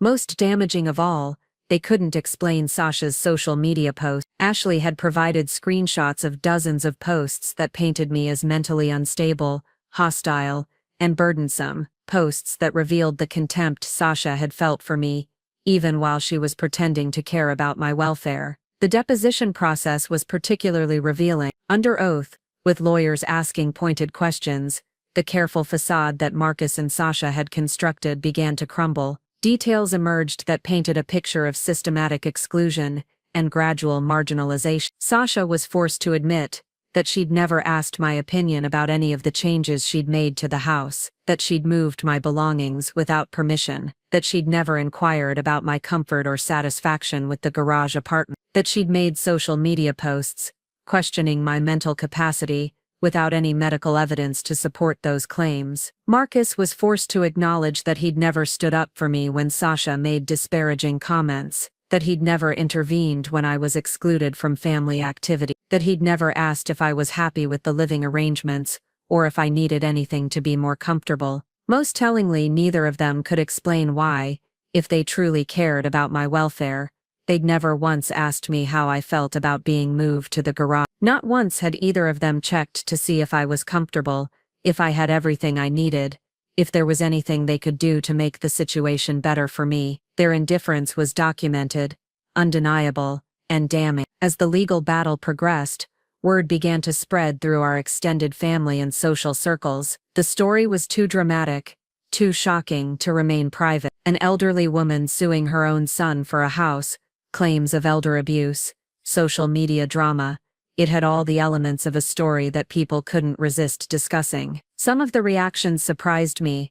Relatives I'd barely spoken to in years reached out to offer support. Old friends emerged from the woodwork to share their own stories of difficult family situations. Neighbors from Maple Street, people I'd known for decades, began calling to tell me they'd always thought something wasn't right about how Marcus and Sasha were treating me, but there was also pushback. Some family members accused me of being vindictive, of destroying family unity over hurt feelings. A few suggested that I was too old to live alone, that Marcus and Sasha had been trying to help me by keeping me close, that I was being ungrateful for their care. These reactions stung, but they also clarified something important for me. The people who truly cared about my welfare were appalled by what had happened to me. The people who criticized my actions were more concerned with maintaining the appearance of family harmony than with addressing actual family dysfunction. It was a painful but necessary sorting process, separating the people who saw me as a person deserving of respect from those who saw me as a problem to be managed or ignored. The most difficult conversations were with Marcus himself. As the legal proceedings continued, he became increasingly desperate, calling at all hours, showing up at my apartment uninvited, begging me to drop the lawsuit and come home, to the garage, to the narrow bed, and the mini fridge, and the humiliation of being treated like an unwanted houseguest in my own former home. "Mom, please," he said during one particularly emotional phone call, "we can work this out. Sasha realizes she made mistakes. We both do. Just drop the lawsuit and we'll figure out a better arrangement." "What kind of arrangement?" I asked. "I don't know. We'll make changes. We'll do better." "What specific changes, Marcus? What exactly are you proposing?" Silent, because he couldn't say it, couldn't offer me what I deserved because it would require him to stand up to Sasha, to prioritize my needs over her wants, To act like the son who'd once promised to take care of me when I got old. I don't know, he repeated. But we're family. We should be able to work this out. Family. The word that had been weaponized against me for months, used to justify behavior that no one would tolerate from strangers, used to guilt me into accepting mistreatment, because blood relations, supposedly excused everything. Marcus, I said gently, family doesn't treat each other the way you and Sasha treated me. Real love doesn't require the person being loved to disappear. The lawsuit continued through the fall and into winter. I spent those months building a new life, one choice at a time. I joined the book club that met in the community room of my apartment complex. I volunteered at the local animal shelter, walking dogs and socializing cats. I took a watercolor painting class at the senior center, and discovered I had a talent I'd never known existed. Most importantly, I began to remember who I was when I wasn't defined by my relationship to Marcus, when I wasn't trying to be the perfect mother who never caused problems or made demands. I was Bertie Thompson, a woman with interests and opinions and valuable contributions to make to the world around me. The community garden became my special refuge. There was something healing about working with the soil, about nurturing growing things, about being part of a group of people who collaborated rather than competed. The other gardeners welcomed my experience and knowledge, and I found myself becoming something of an unofficial mentor to newer residents who wanted to try their hand at growing vegetables. It was in the garden that I met Walter, a widowed man in his 70s who'd moved to Willowbrook Gardens after his wife died. He was quiet and thoughtful, with gentle hands and a dry sense of humor that caught me off guard and made me laugh more than I had in years. Walter had heard about my legal situation through the apartment complex grapevine, but he never pressed me for details or offered unwanted advice. Instead, he simply accepted me as I was, treated me with the kind of casual respect that I'd forgotten was normal between decent human beings. We began spending time together, sharing coffee on my balcony in the mornings, working side by side in the garden, watching old movies in the community room on Friday night. It wasn't romance, exactly, but it was companionship, mutual respect, the pleasure of being seen and appreciated for who I was, rather than what I could provide. Walter's presence in my life highlighted just how isolated I'd become during those months at Maple Street. I'd forgotten what it felt like to have conversations where I wasn't walking on eggshells, where my opinions were welcomed rather than tolerated, where I could speak freely without worrying about causing offense or disrupting someone else's comfort. Winter arrived early that year, and with it came the resolution of the lawsuit. David called me on a gray December morning with news I'd been both anticipating and dreading. "We won," he said simply. "The court found that the property transfer was invalid, due to undue influence and lack of independent counsel. Ownership of the house reverts to you, and Marcus and Sasha have 60 days to vacate the premises." I should have felt triumphant, vindicated, satisfied that justice had been served. Instead, I felt hollow, empty, like a warrior who'd won a battle but lost something precious in the process. "What happens now?" I asked. "That's up to you," David said. "You can move back into the house, you can sell it, you can rent it to tenants. It's your property again, to do with as you see fit." My property, my house, the Victorian on Maple Street with its wraparound porch and rose bushes, with its memories of Jerome and the life we'd built together, with its ghosts of better times when family meant something different than it did now. But it was also the house where I'd been made to feel invisible, where I'd accepted crumbs and called them love, where I'd allowed myself to become so small that I'd almost disappeared entirely. Did I want it back? Did I want to return to those rooms that held so much history, both beautiful and painful? Did I want to try to reclaim a life that had been irreparably altered by everything that had happened? The questions followed me through the rest of that winter day, as I walked through my small apartment, as I sat on my balcony watching the bare trees sway in the cold wind, as I tried to imagine what came next. The phone rang again that evening. Marcus, as I'd known it would. "Mom," he said, and his voice was broken, defeated. "I heard about the court decision." "Yes," I said.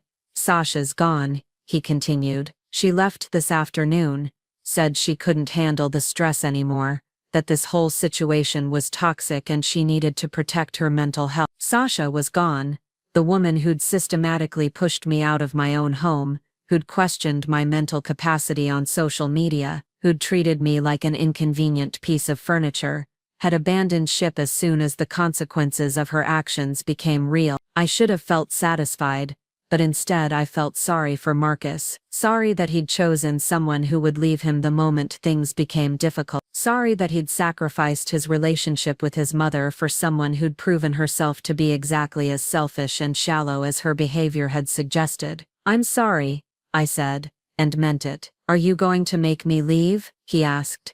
"The house, I mean. Are you going to kick me out?" The question hung between us, loaded with decades of history, with love and disappointment, and choices that couldn't be undone. He was my son, the little boy I'd raised, the person I'd loved more than my own life. But he was also the man who'd watched me live in a garage and called it family accommodation. "I don't know," I said honestly. "I need time to think." "How much time?" "I don't know that either, Marcus. I just know that I'm not ready to make any decisions about the house, about us, about any of it. I need space to figure out who I am now after everything that's happened." He was quiet for a long time. Then, in a voice so soft I almost didn't hear it, he said, "I'm sorry, Mom, for all of it. I know I let you down." The apology I'd been waiting for, had needed to hear, had almost given up hope of receiving. It should have felt like victory, like vindication, like the first step toward reconciliation. Instead,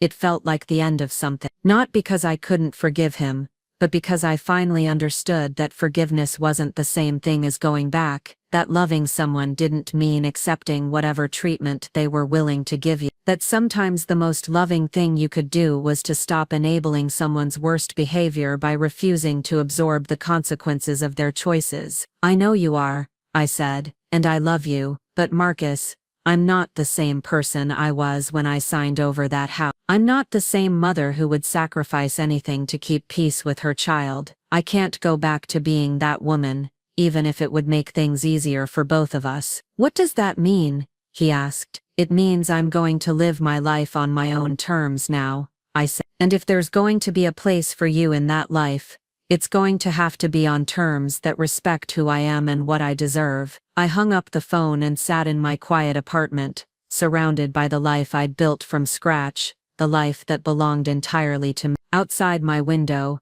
snow was beginning to fall, covering the world in white, making everything clean and new, and full of possibility. For the first time in months, I felt ready for whatever came next. Spring came early that year, and with it came decisions I could no longer postpone. The 60-day deadline for Marcus to vacate the house was approaching, and I still hadn't decided what I wanted to do with the property that had once been my sanctuary and had become the symbol of everything I'd lost and found again. I'd been avoiding Maple Street entirely since the court decision. Even driving past the neighborhood felt too complicated, too loaded with emotions I wasn't ready to process. But Patricia convinced me that I needed to see the house again, to walk through it, and remember what it had meant to me before everything went wrong. "You can't make a decision about something you're afraid to look at," she said over coffee one morning. "And honey, you've been through too much to let fear make your choices for you now." She was right, of course. I'd spent months running away from difficult situations,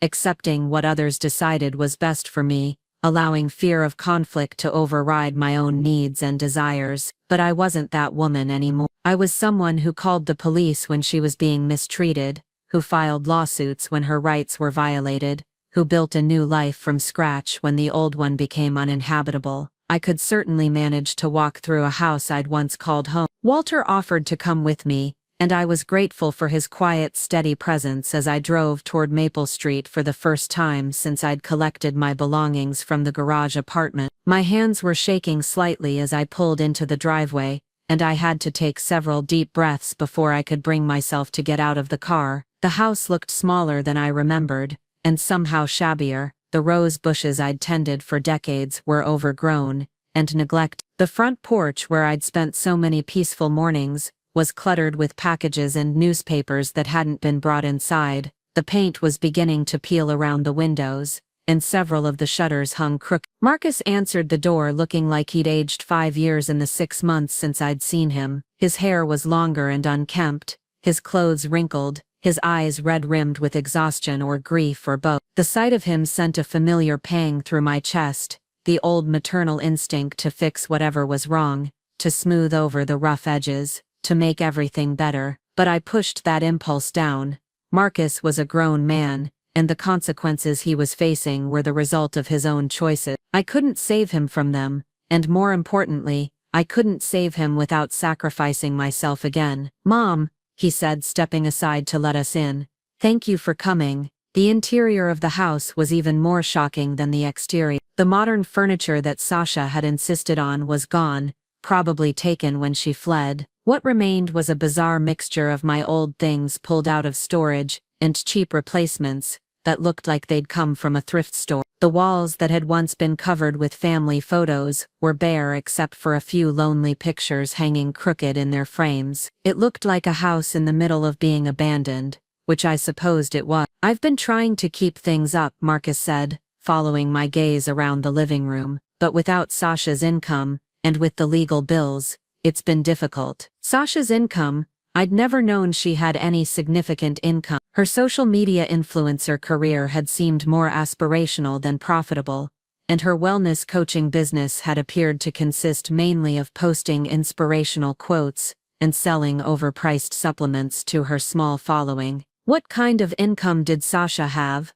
I asked. Marcus looked embarrassed. "Her parents have been supporting her, supporting us, really. They were paying for a lot of our expenses, helping with the mortgage, that kind of thing. The mortgage on my house, the house I'd given them free and clear without any debt attached. Somehow in the 8 months they'd been living there, they'd managed to take out a mortgage against the property." "Marcus," I said carefully, "when I signed the house over to you, there was no mortgage. How did you end up with mortgage payments?" His face flushed red. "We needed money for renovations, for some of Sasha's business investments. The bank said it was no problem since the house was worth so much more than what we borrowed." Business investments. I walked through the house, seeing the evidence of those investments everywhere. The kitchen had been partially remodeled, with expensive granite countertops that didn't match the cabinets, and appliances that looked like they'd never been used. The master bathroom had been torn apart and left unfinished,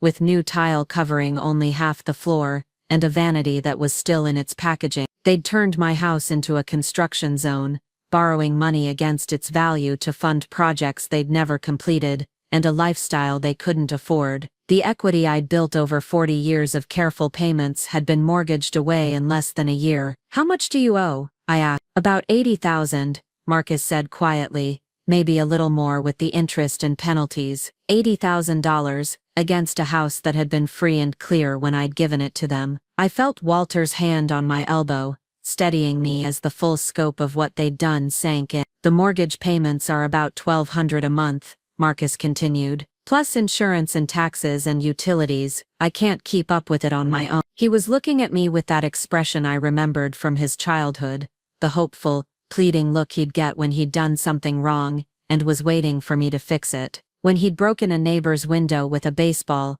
and needed me to talk to the parent. When he'd failed a class in college, and needed me to call the professor. When he'd been arrested for drinking and driving, and needed me to post bail. For 43 years I'd been his safety net, his problem solver, his get-out-of-jail-free card. I'd always been there to absorb the consequences of his poor decisions, to smooth over the damage, to make everything right again. But not this time. This time, he was going to have to figure it out himself. "I'm sorry to hear that," I said. "It sounds like a difficult situation." He waited for me to offer to help, to suggest a solution, to take on his problem as my own. When I didn't, his expression grew more desperate. "Mom, I know I messed up, I know I treated you badly, but I'm your son. You can't just let me lose everything." Let him lose everything, as if his problems were somehow my responsibility, as if my failure to rescue him would be the cause of his difficulties, rather than the natural consequence of his own choices. "Marcus,"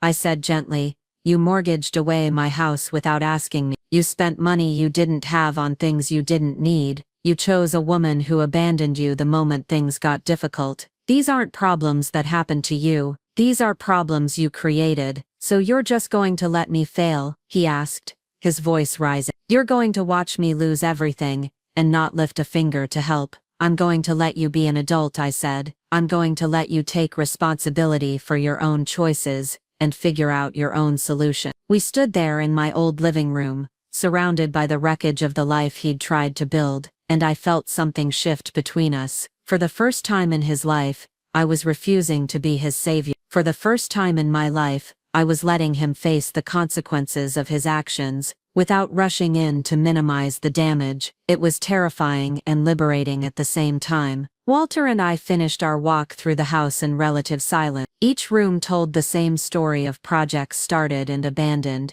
of money spent on superficial improvements while basic maintenance was ignored. The basement had water damage that looked recent. The upstairs bathroom had a ceiling stain that suggested a roof leak. The garage, where I'd been forced to live, still smelled of motor oil and contained boxes of my belongings that had never been properly sorted or stored. By the time we left, I knew what I was going to do with the house. Not because I wanted revenge, not because I wanted to punish Marcus, but because I finally understood that sometimes the most loving thing you could do for someone was to let them hit bottom. The next week, I put the house on the market. The real estate agent, a competent woman named Susan, who specialized in older homes, was optimistic about the selling price, despite the unfinished renovations and deferred maintenance. "Properties in this neighborhood are in high demand," she said as we walked through the rooms together, "and the bones of this house are solid. The right buyer will see the potential." The potential.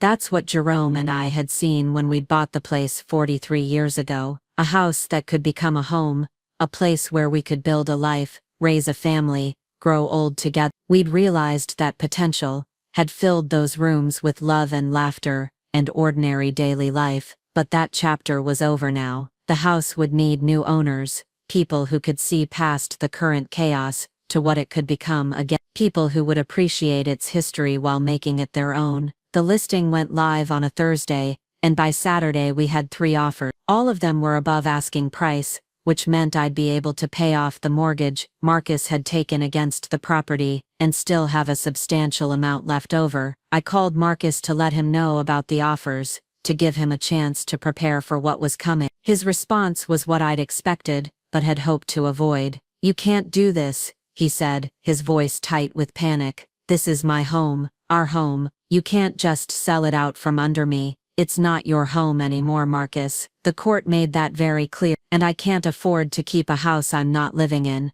especially one with a mortgage I didn't agree to. I'll find a way to make the payments," he said desperately. "Give me more time. Give me a chance to figure this out." "How much more time?"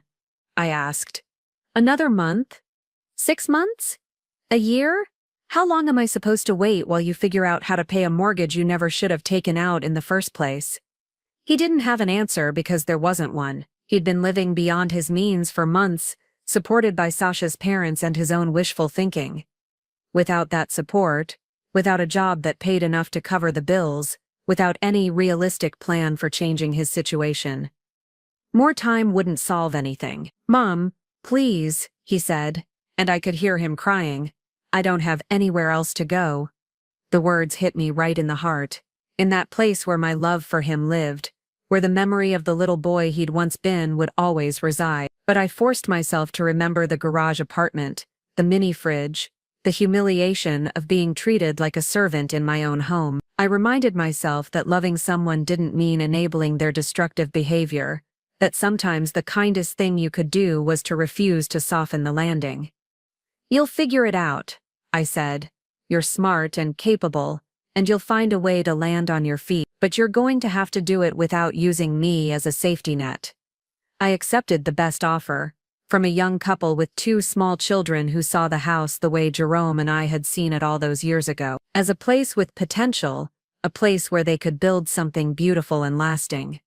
The closing was scheduled for 6 weeks later, which gave Marcus time to find alternative housing and make arrangements for his belongings. Those 6 weeks were some of the most difficult of my life. Marcus called constantly, alternating between anger and pleading, between accusations that I was destroying our family and promises that he'd learned his lesson and would do better if I just gave him another chance. Other family members weighed in with their opinion. Some supported my decision, understanding that I'd been pushed too far and had every right to reclaim my property and my dignity.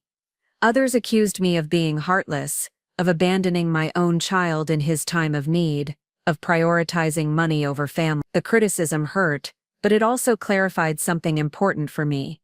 The people who thought I should continue to sacrifice for Marcus, who believed that my role as his mother superseded my rights as a human being, were the same people who'd been silent when I was being mistreated. They'd had nothing to say when I was living in a garage, but they had plenty to say when I stopped accepting unacceptable treatment. Their priorities told me everything I needed to know about whose opinions actually mattered. The most difficult conversation came 2 weeks before the closing. When Marcus showed up at my apartment unannounced, I almost didn't let him in, but Walter convinced me that I needed to face this conversation directly, to say what needed to be said without the buffer of phone calls or text messages. Marcus looked terrible. He'd lost weight, his clothes were wrinkled and ill-fitting, and he had the hollow-eyed look of someone who hadn't been sleeping well. But more than that, he looked defeated in a way I'd never seen before. "I found an apartment," he said without preamble.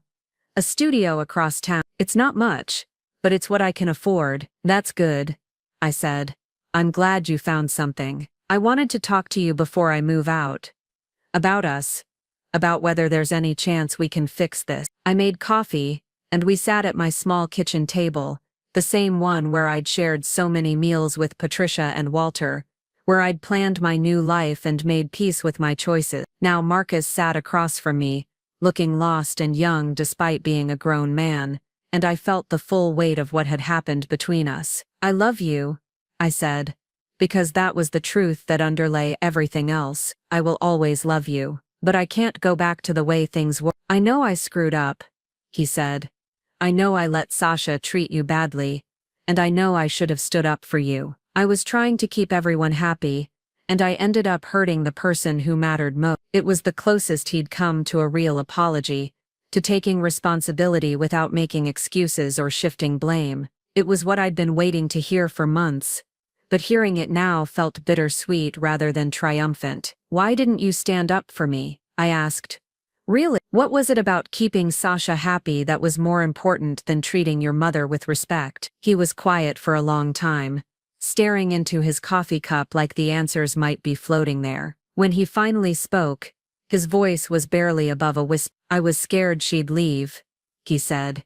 "After the divorce, after everything fell apart with Jennifer, I was so scared of being alone again. And Sasha was beautiful and exciting, and she made me feel like I was someone worth being with. I guess I thought if I could give her everything she wanted, if I could make her happy enough, she'd stay." "But she didn't stay," I pointed out gently. "No, she didn't. The moment things got difficult, the moment there were consequences for her behavior, she was gone. All that time I spent trying to keep her happy, sacrificing my relationship with you to avoid conflict with her, and she left anyway." He looked up at me then, and I saw something in his eyes I hadn't seen in years. Clarity, understanding, the recognition that he'd made a terrible mistake, not just in how he'd treated me, but in the choices he'd made about what kind of person he wanted to be. "I don't know how to fix this," he said. "I don't know how to undo the damage I've done." "You can't undo it, but you can learn from it. You can choose to be different going forward." "Will you give me a chance to be different?" he asked. "Will you let me try to earn back your trust?" I reached across the table and took his hand, the way I used to when he was small and scared and needed reassurance that everything would be all right. "I will always be your mother," I said, "but the relationship we have going forward is going to be different. It's going to be based on mutual respect, not just on my willingness to sacrifice for your comfort. It's going to require you to see me as a person with my own needs and feelings, not just as a resource to be used when convenient." "I can do that," he said eagerly. "I want to do that." "Can you?" I asked. "Can you really? Because it's going to mean sometimes choosing my needs over someone else's wants. It's going to mean standing up for me, even when it's uncomfortable or inconvenient. It's going to mean treating me like family, instead of like hell. He nodded, but I could see the uncertainty in his eyes. He wanted to believe he could be the son I deserved, but he wasn't sure he knew how. The pattern of taking me for granted, of assuming I'd always be there to absorb the consequences of his choices, was deeply ingrained. It's going to take time, I said, and it's going to require you to prove it with actions, not just words. I'm not going to accept promises anymore. I'm not going to give you the benefit of the doubt. You're going to have to earn back my trust piece by piece. How do I do that?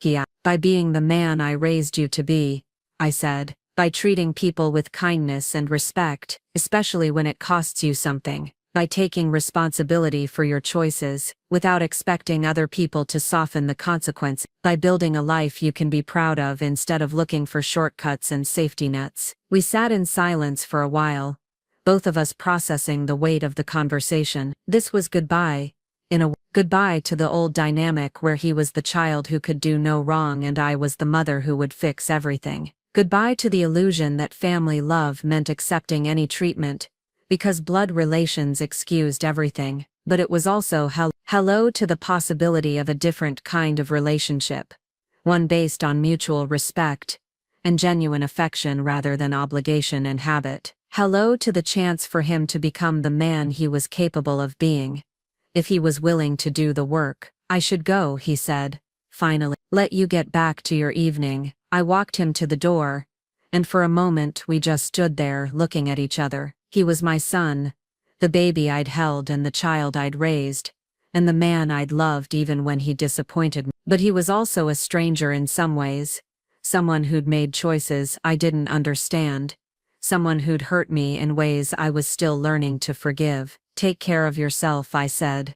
You too, Mom. He left and I closed the door behind him. Through the window I watched him walk to his car, his shoulders hunched against the spring evening chill. He looked small and alone, and every maternal instinct I possessed urged me to run after him, to offer money or shelter or absolution or whatever else might ease his pain. But I didn't, because sometimes the most loving thing you could do for someone was to let them find their own way, even when it meant watching them struggle. Because rescuing him now would only delay the lesson he needed to learn, would only enable him to continue making the same mistake. Because I finally understood that I was not responsible for managing his emotions, or minimizing his consequences, or ensuring his happiness at the expense of my own. The house sold without complications. The closing was scheduled for a Thursday morning, and I chose not to attend. I didn't need to watch Marcus pack up his remaining belongings, or see the new family take possession of the place where Jerome and I had built our life together. Some endings were better observed from a distance. Instead, I spent that morning in the community garden with Walter, planting summer vegetables and planning the layout for the fall crops. We worked in comfortable silence, our hands dirty with soil, the sun warm on our back. Around us, other residents tended their plots, sharing tools and advice and the simple pleasure of growing things. This was my life now, small but complete, quiet but fulfilling, mine in a way that felt both precious and permanent. I had friends who valued my company, activities that brought me joy, a home that belonged entirely to me. I had learned to live for myself without becoming selfish, to set boundaries without becoming cruel, to choose my own happiness without sacrificing my capacity for love. My phone buzzed with a text from Susan, the real estate agent. Closing complete. Congratulations on your fresh start. Fresh start. Yes, that's exactly what this was. Not an ending but a beginning. Not a loss but a liberation. Not the destruction of a family, but the chance to build healthier relationships based on respect rather than obligation. I looked around the garden, at the neat rows of plants just beginning to emerge from the soil, at the promise of growth and abundance that lay ahead. Like those seedlings, I was starting over, putting down new roots in soil that would nourish rather than deplete me. It felt like the beginning of something beautiful. 6 months after the house sold, I received an unexpected phone call. It was a Tuesday morning, and I was sitting on my balcony with my second cup of coffee, watching Mrs. Chen's granddaughter practice riding her bicycle in the courtyard below. The caller ID showed a number I didn't recognize, and for a moment I considered letting it go to voicemail. These days I was selective about which interruptions I allowed into my peaceful mornings, but something made me answer, and I'm glad I did. Mrs. Thompson, this is Sarah Martinez. I'm a social worker with the county's Adult Protective Services Division. I was wondering if I could speak with you about your experience with our department. My heart skipped a beat. Had something happened to Marcus? Had he gotten into some kind of trouble that required intervention from social service? Despite everything that had passed between us, he was still my son, and the thought of him in serious difficulty sent a familiar spike of worry through my chest. Is this about my son? I asked. Oh no, nothing like that, Sarah said quickly. I'm actually calling because your case has become something of a teaching tool in our department. The way you advocated for yourself, the documentation you provided, the outcome you achieved. It's exactly the kind of self-advocacy we're trying to encourage in other clients. My case as a teaching tool, the idea that my experience living in a garage, being treated like household help by my own family, could somehow help other people in similar situations, had never occurred to me. But as Sarah explained further, I began to understand why it might be valuable. We see a lot of elder abuse cases, she continued, but most of them involve strangers or distant relatives. Family abuse, especially the subtle kind where adult children gradually take over their parents' lives and resources, is much harder to identify and address. Your willingness to call for help, to document what was happening, to pursue legal remedies, it shows other seniors that they have options. She asked if I'd be willing to speak at a training session for social workers, to share my story with professionals who might encounter similar situations. The idea terrified and intrigued me in equal measure. Standing up in front of a room full of strangers, talking about the most humiliating period of my life, admitting that I'd allowed myself to be treated so badly for so long. But then I thought about other women like me, other mothers who might be suffering in silence, accepting unacceptable treatment, because they'd forgotten they deserved better. If my story could help even one person recognize that they had options, that they didn't have to endure abuse just because it came from family members, then maybe it would be worth the discomfort. I'll think about it, I told Sarah, and that afternoon, I talked it over with Patricia and Walter during our usual walk around the neighborhood. We'd developed a routine of afternoon strolls, the three of us moving at a comfortable pace, while discussing everything from gardening tips, to current events, to the complex relationships we'd all navigated in our long lives. You should do it, Patricia said without hesitation. Think about how much you could have used someone like you when you were going through all that. Someone who'd been there, who understood what it felt like, who could tell you that there was light at the end of the tunnel. Walter nodded thoughtfully. It takes courage to share painful experiences with strangers, but it also takes courage to stay silent when you could help someone. You've already shown you have the first kind of courage. Maybe it's time to show the second kind too. Their support gave me the confidence I needed to call Sarah back and agree to speak at the training session. We scheduled it for the following month, which gave me time to prepare and to work through my own lingering emotions about everything that had happened. Preparing my presentation forced me to look back at that difficult period with fresh eyes, to see patterns and progression that I'd missed while I was living through it. I could trace the gradual erosion of my boundaries, the small compromises that had led to larger ones, the way I'd been trained to be grateful for less and less until I was grateful for a narrow bed in a garage. But I could also see my own strength, my own resilience, my own capacity for growth and change. I could see the moment when I'd finally said enough, when I'd chosen my own dignity over family peace, when I'd remembered that I was a person worthy of respect and consideration. The training session was held in a conference room at the county building, with about 30 social workers in attendance. I'd expected to be nervous, but standing at the front of that room, looking out at faces that were genuinely interested in learning how to help people like me, I felt calm and purposeful. I told them about the gradual takeover of my house, about being moved to the garage apartment, about the isolation and humiliation I'd experienced. But I also told them about the resources that had helped me, about the importance of documenting abuse, about the legal options that existed for seniors in similar situations. Most importantly, I told them about the psychological barriers that kept people like me from seeking help. The shame of admitting that your own family was mistreating you, the fear of being seen as ungrateful or difficult, the belief that family love meant accepting whatever treatment you were given, the terror of being alone in the world without the protection of family, even when that family was the source of your suffering. The hardest part, I said, wasn't living in the garage. It wasn't being treated like a servant in my own home. The hardest part was admitting to myself that it was unacceptable, that I deserved better, that loving someone didn't mean I had to accept abuse from them. After my presentation, several of the social workers approached me with questions and comments. One young woman told me about a case she was working on that sounded remarkably similar to mine, an elderly man whose daughter and son-in-law had moved into his house and gradually taken control of his finances and living situation. He was reluctant to file a complaint because family is family, but she thought my perspective might help him see his situation more clearly. "Would you be willing to talk to him?" she asked.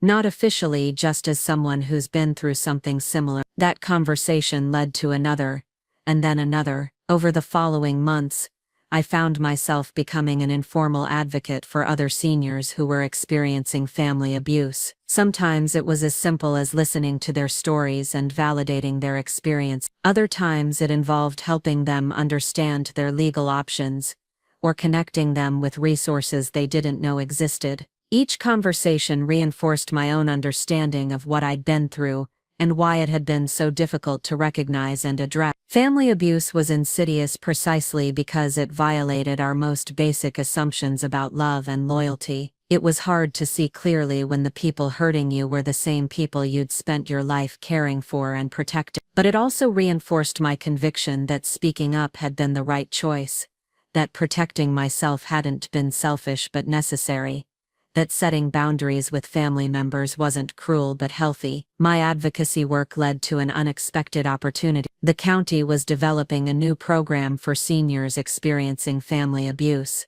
and they asked me to serve on the advisory committee. It was volunteer work, but it was meaningful work, the kind of contribution that made me feel useful and valued in a way I hadn't experienced in years. Through my involvement with the committee, I met other older adults who'd overcome significant challenges and rebuilt their lives after major setbacks. There was Margaret, who'd escaped an abusive marriage at 72, and was now running a support group for older women in similar situations. There was Robert, who'd lost his home to a financial scam perpetrated by his nephew, but had fought back and recovered most of his money through legal action. These people became my community, my chosen family of sorts. We understood each other's struggles without needing lengthy explanation. We celebrated each other's victories without jealousy or competition. We supported each other through setbacks without judgment or advice giving. It was during one of our committee meetings that I learned Marcus had been trying to contact me. Margaret mentioned that a young man had approached her after a community presentation I'd given,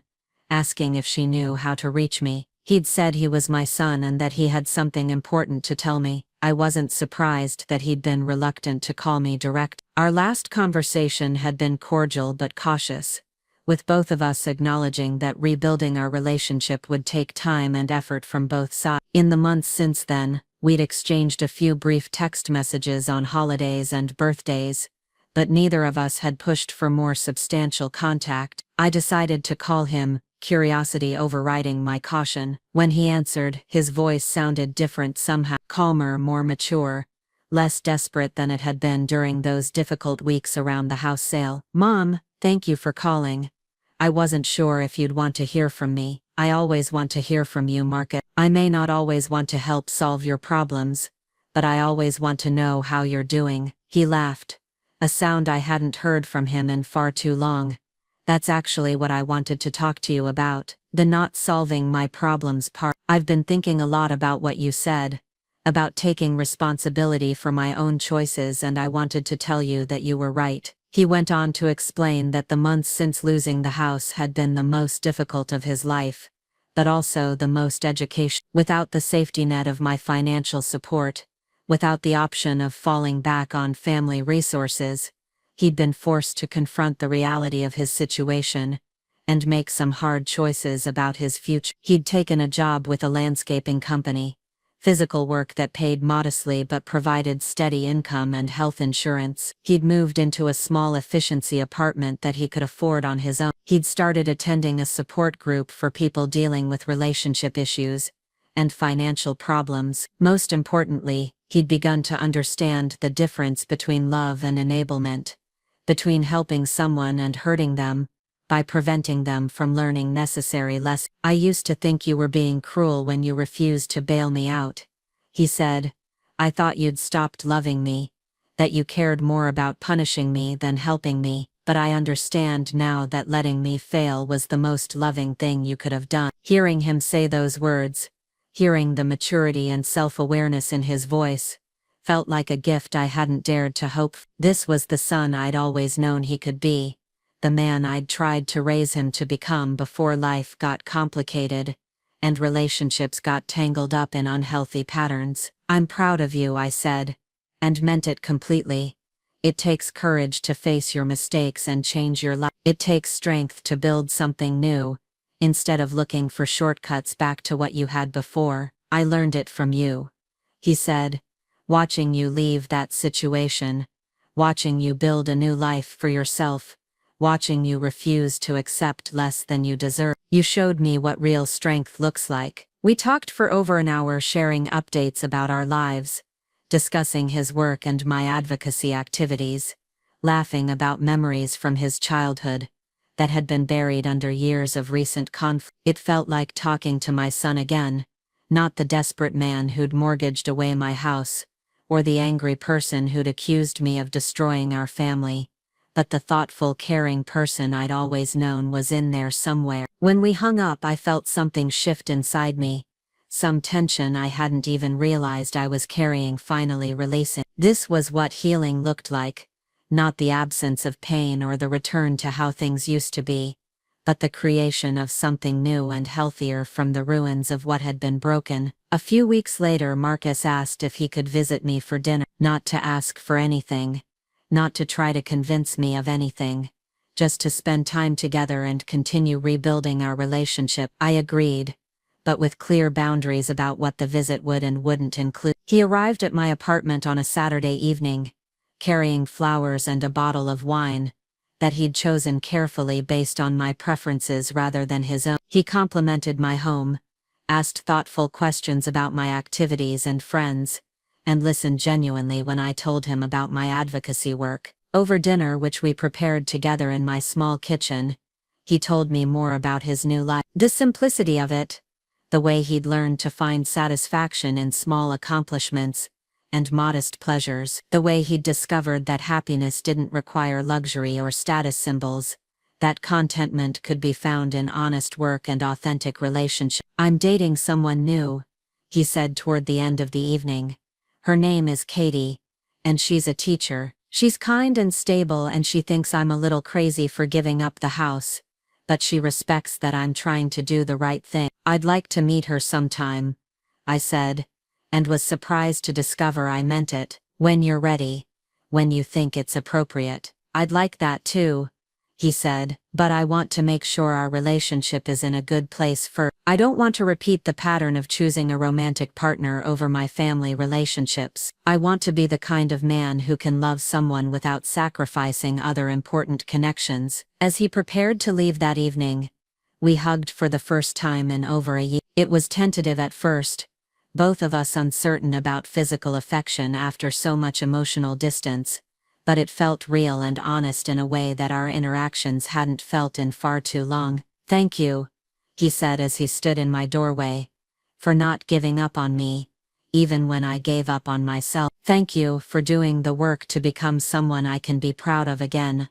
I replied. After he left, I sat on my balcony with a cup of tea, reflecting on how much had changed in the year since I'd first called the police about my living situation. I'd gone from feeling powerless and invisible to feeling strong and purposeful. I'd gone from accepting whatever treatment others were willing to give me to demanding the respect I deserved. I'd gone from defining myself entirely through my relationship with my son to building an identity based on my own interests and values. Most importantly, I'd learned that it was possible to love someone while still protecting yourself from them, that setting boundaries wasn't cruel but necessary, that sometimes the most loving thing you could do for someone was to refuse to enable their worst impulses. My phone buzzed with a text from Walter. "Good dinner with Marcus." "Very good," I replied. "Thank you for encouraging me to give him another chance." "You earned that chance," he texted back. "Both of you did." Looking back now, I can see that everything that happened,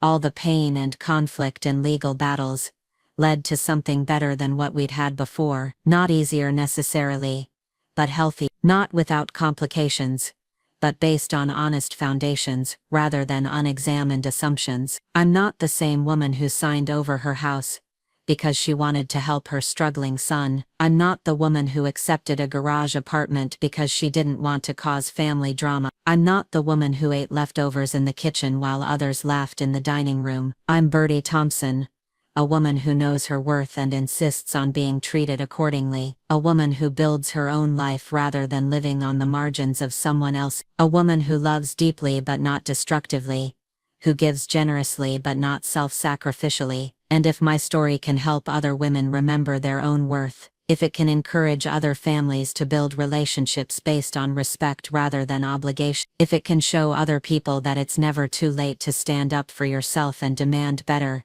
then every difficult moment was worth it, because sometimes the most radical thing you can do is simply refuse to disappear. Sometimes the most powerful statement you can make is to insist on being seen, being heard, being treated as a human being worthy of dignity and respect. Sometimes the most loving thing you can do is to stop accepting love that requires you to make yourself small. Up next, you've got 2 more standout stories right on your screen. If this one hit the mark, you won't want to pass these up. Just click and check them out.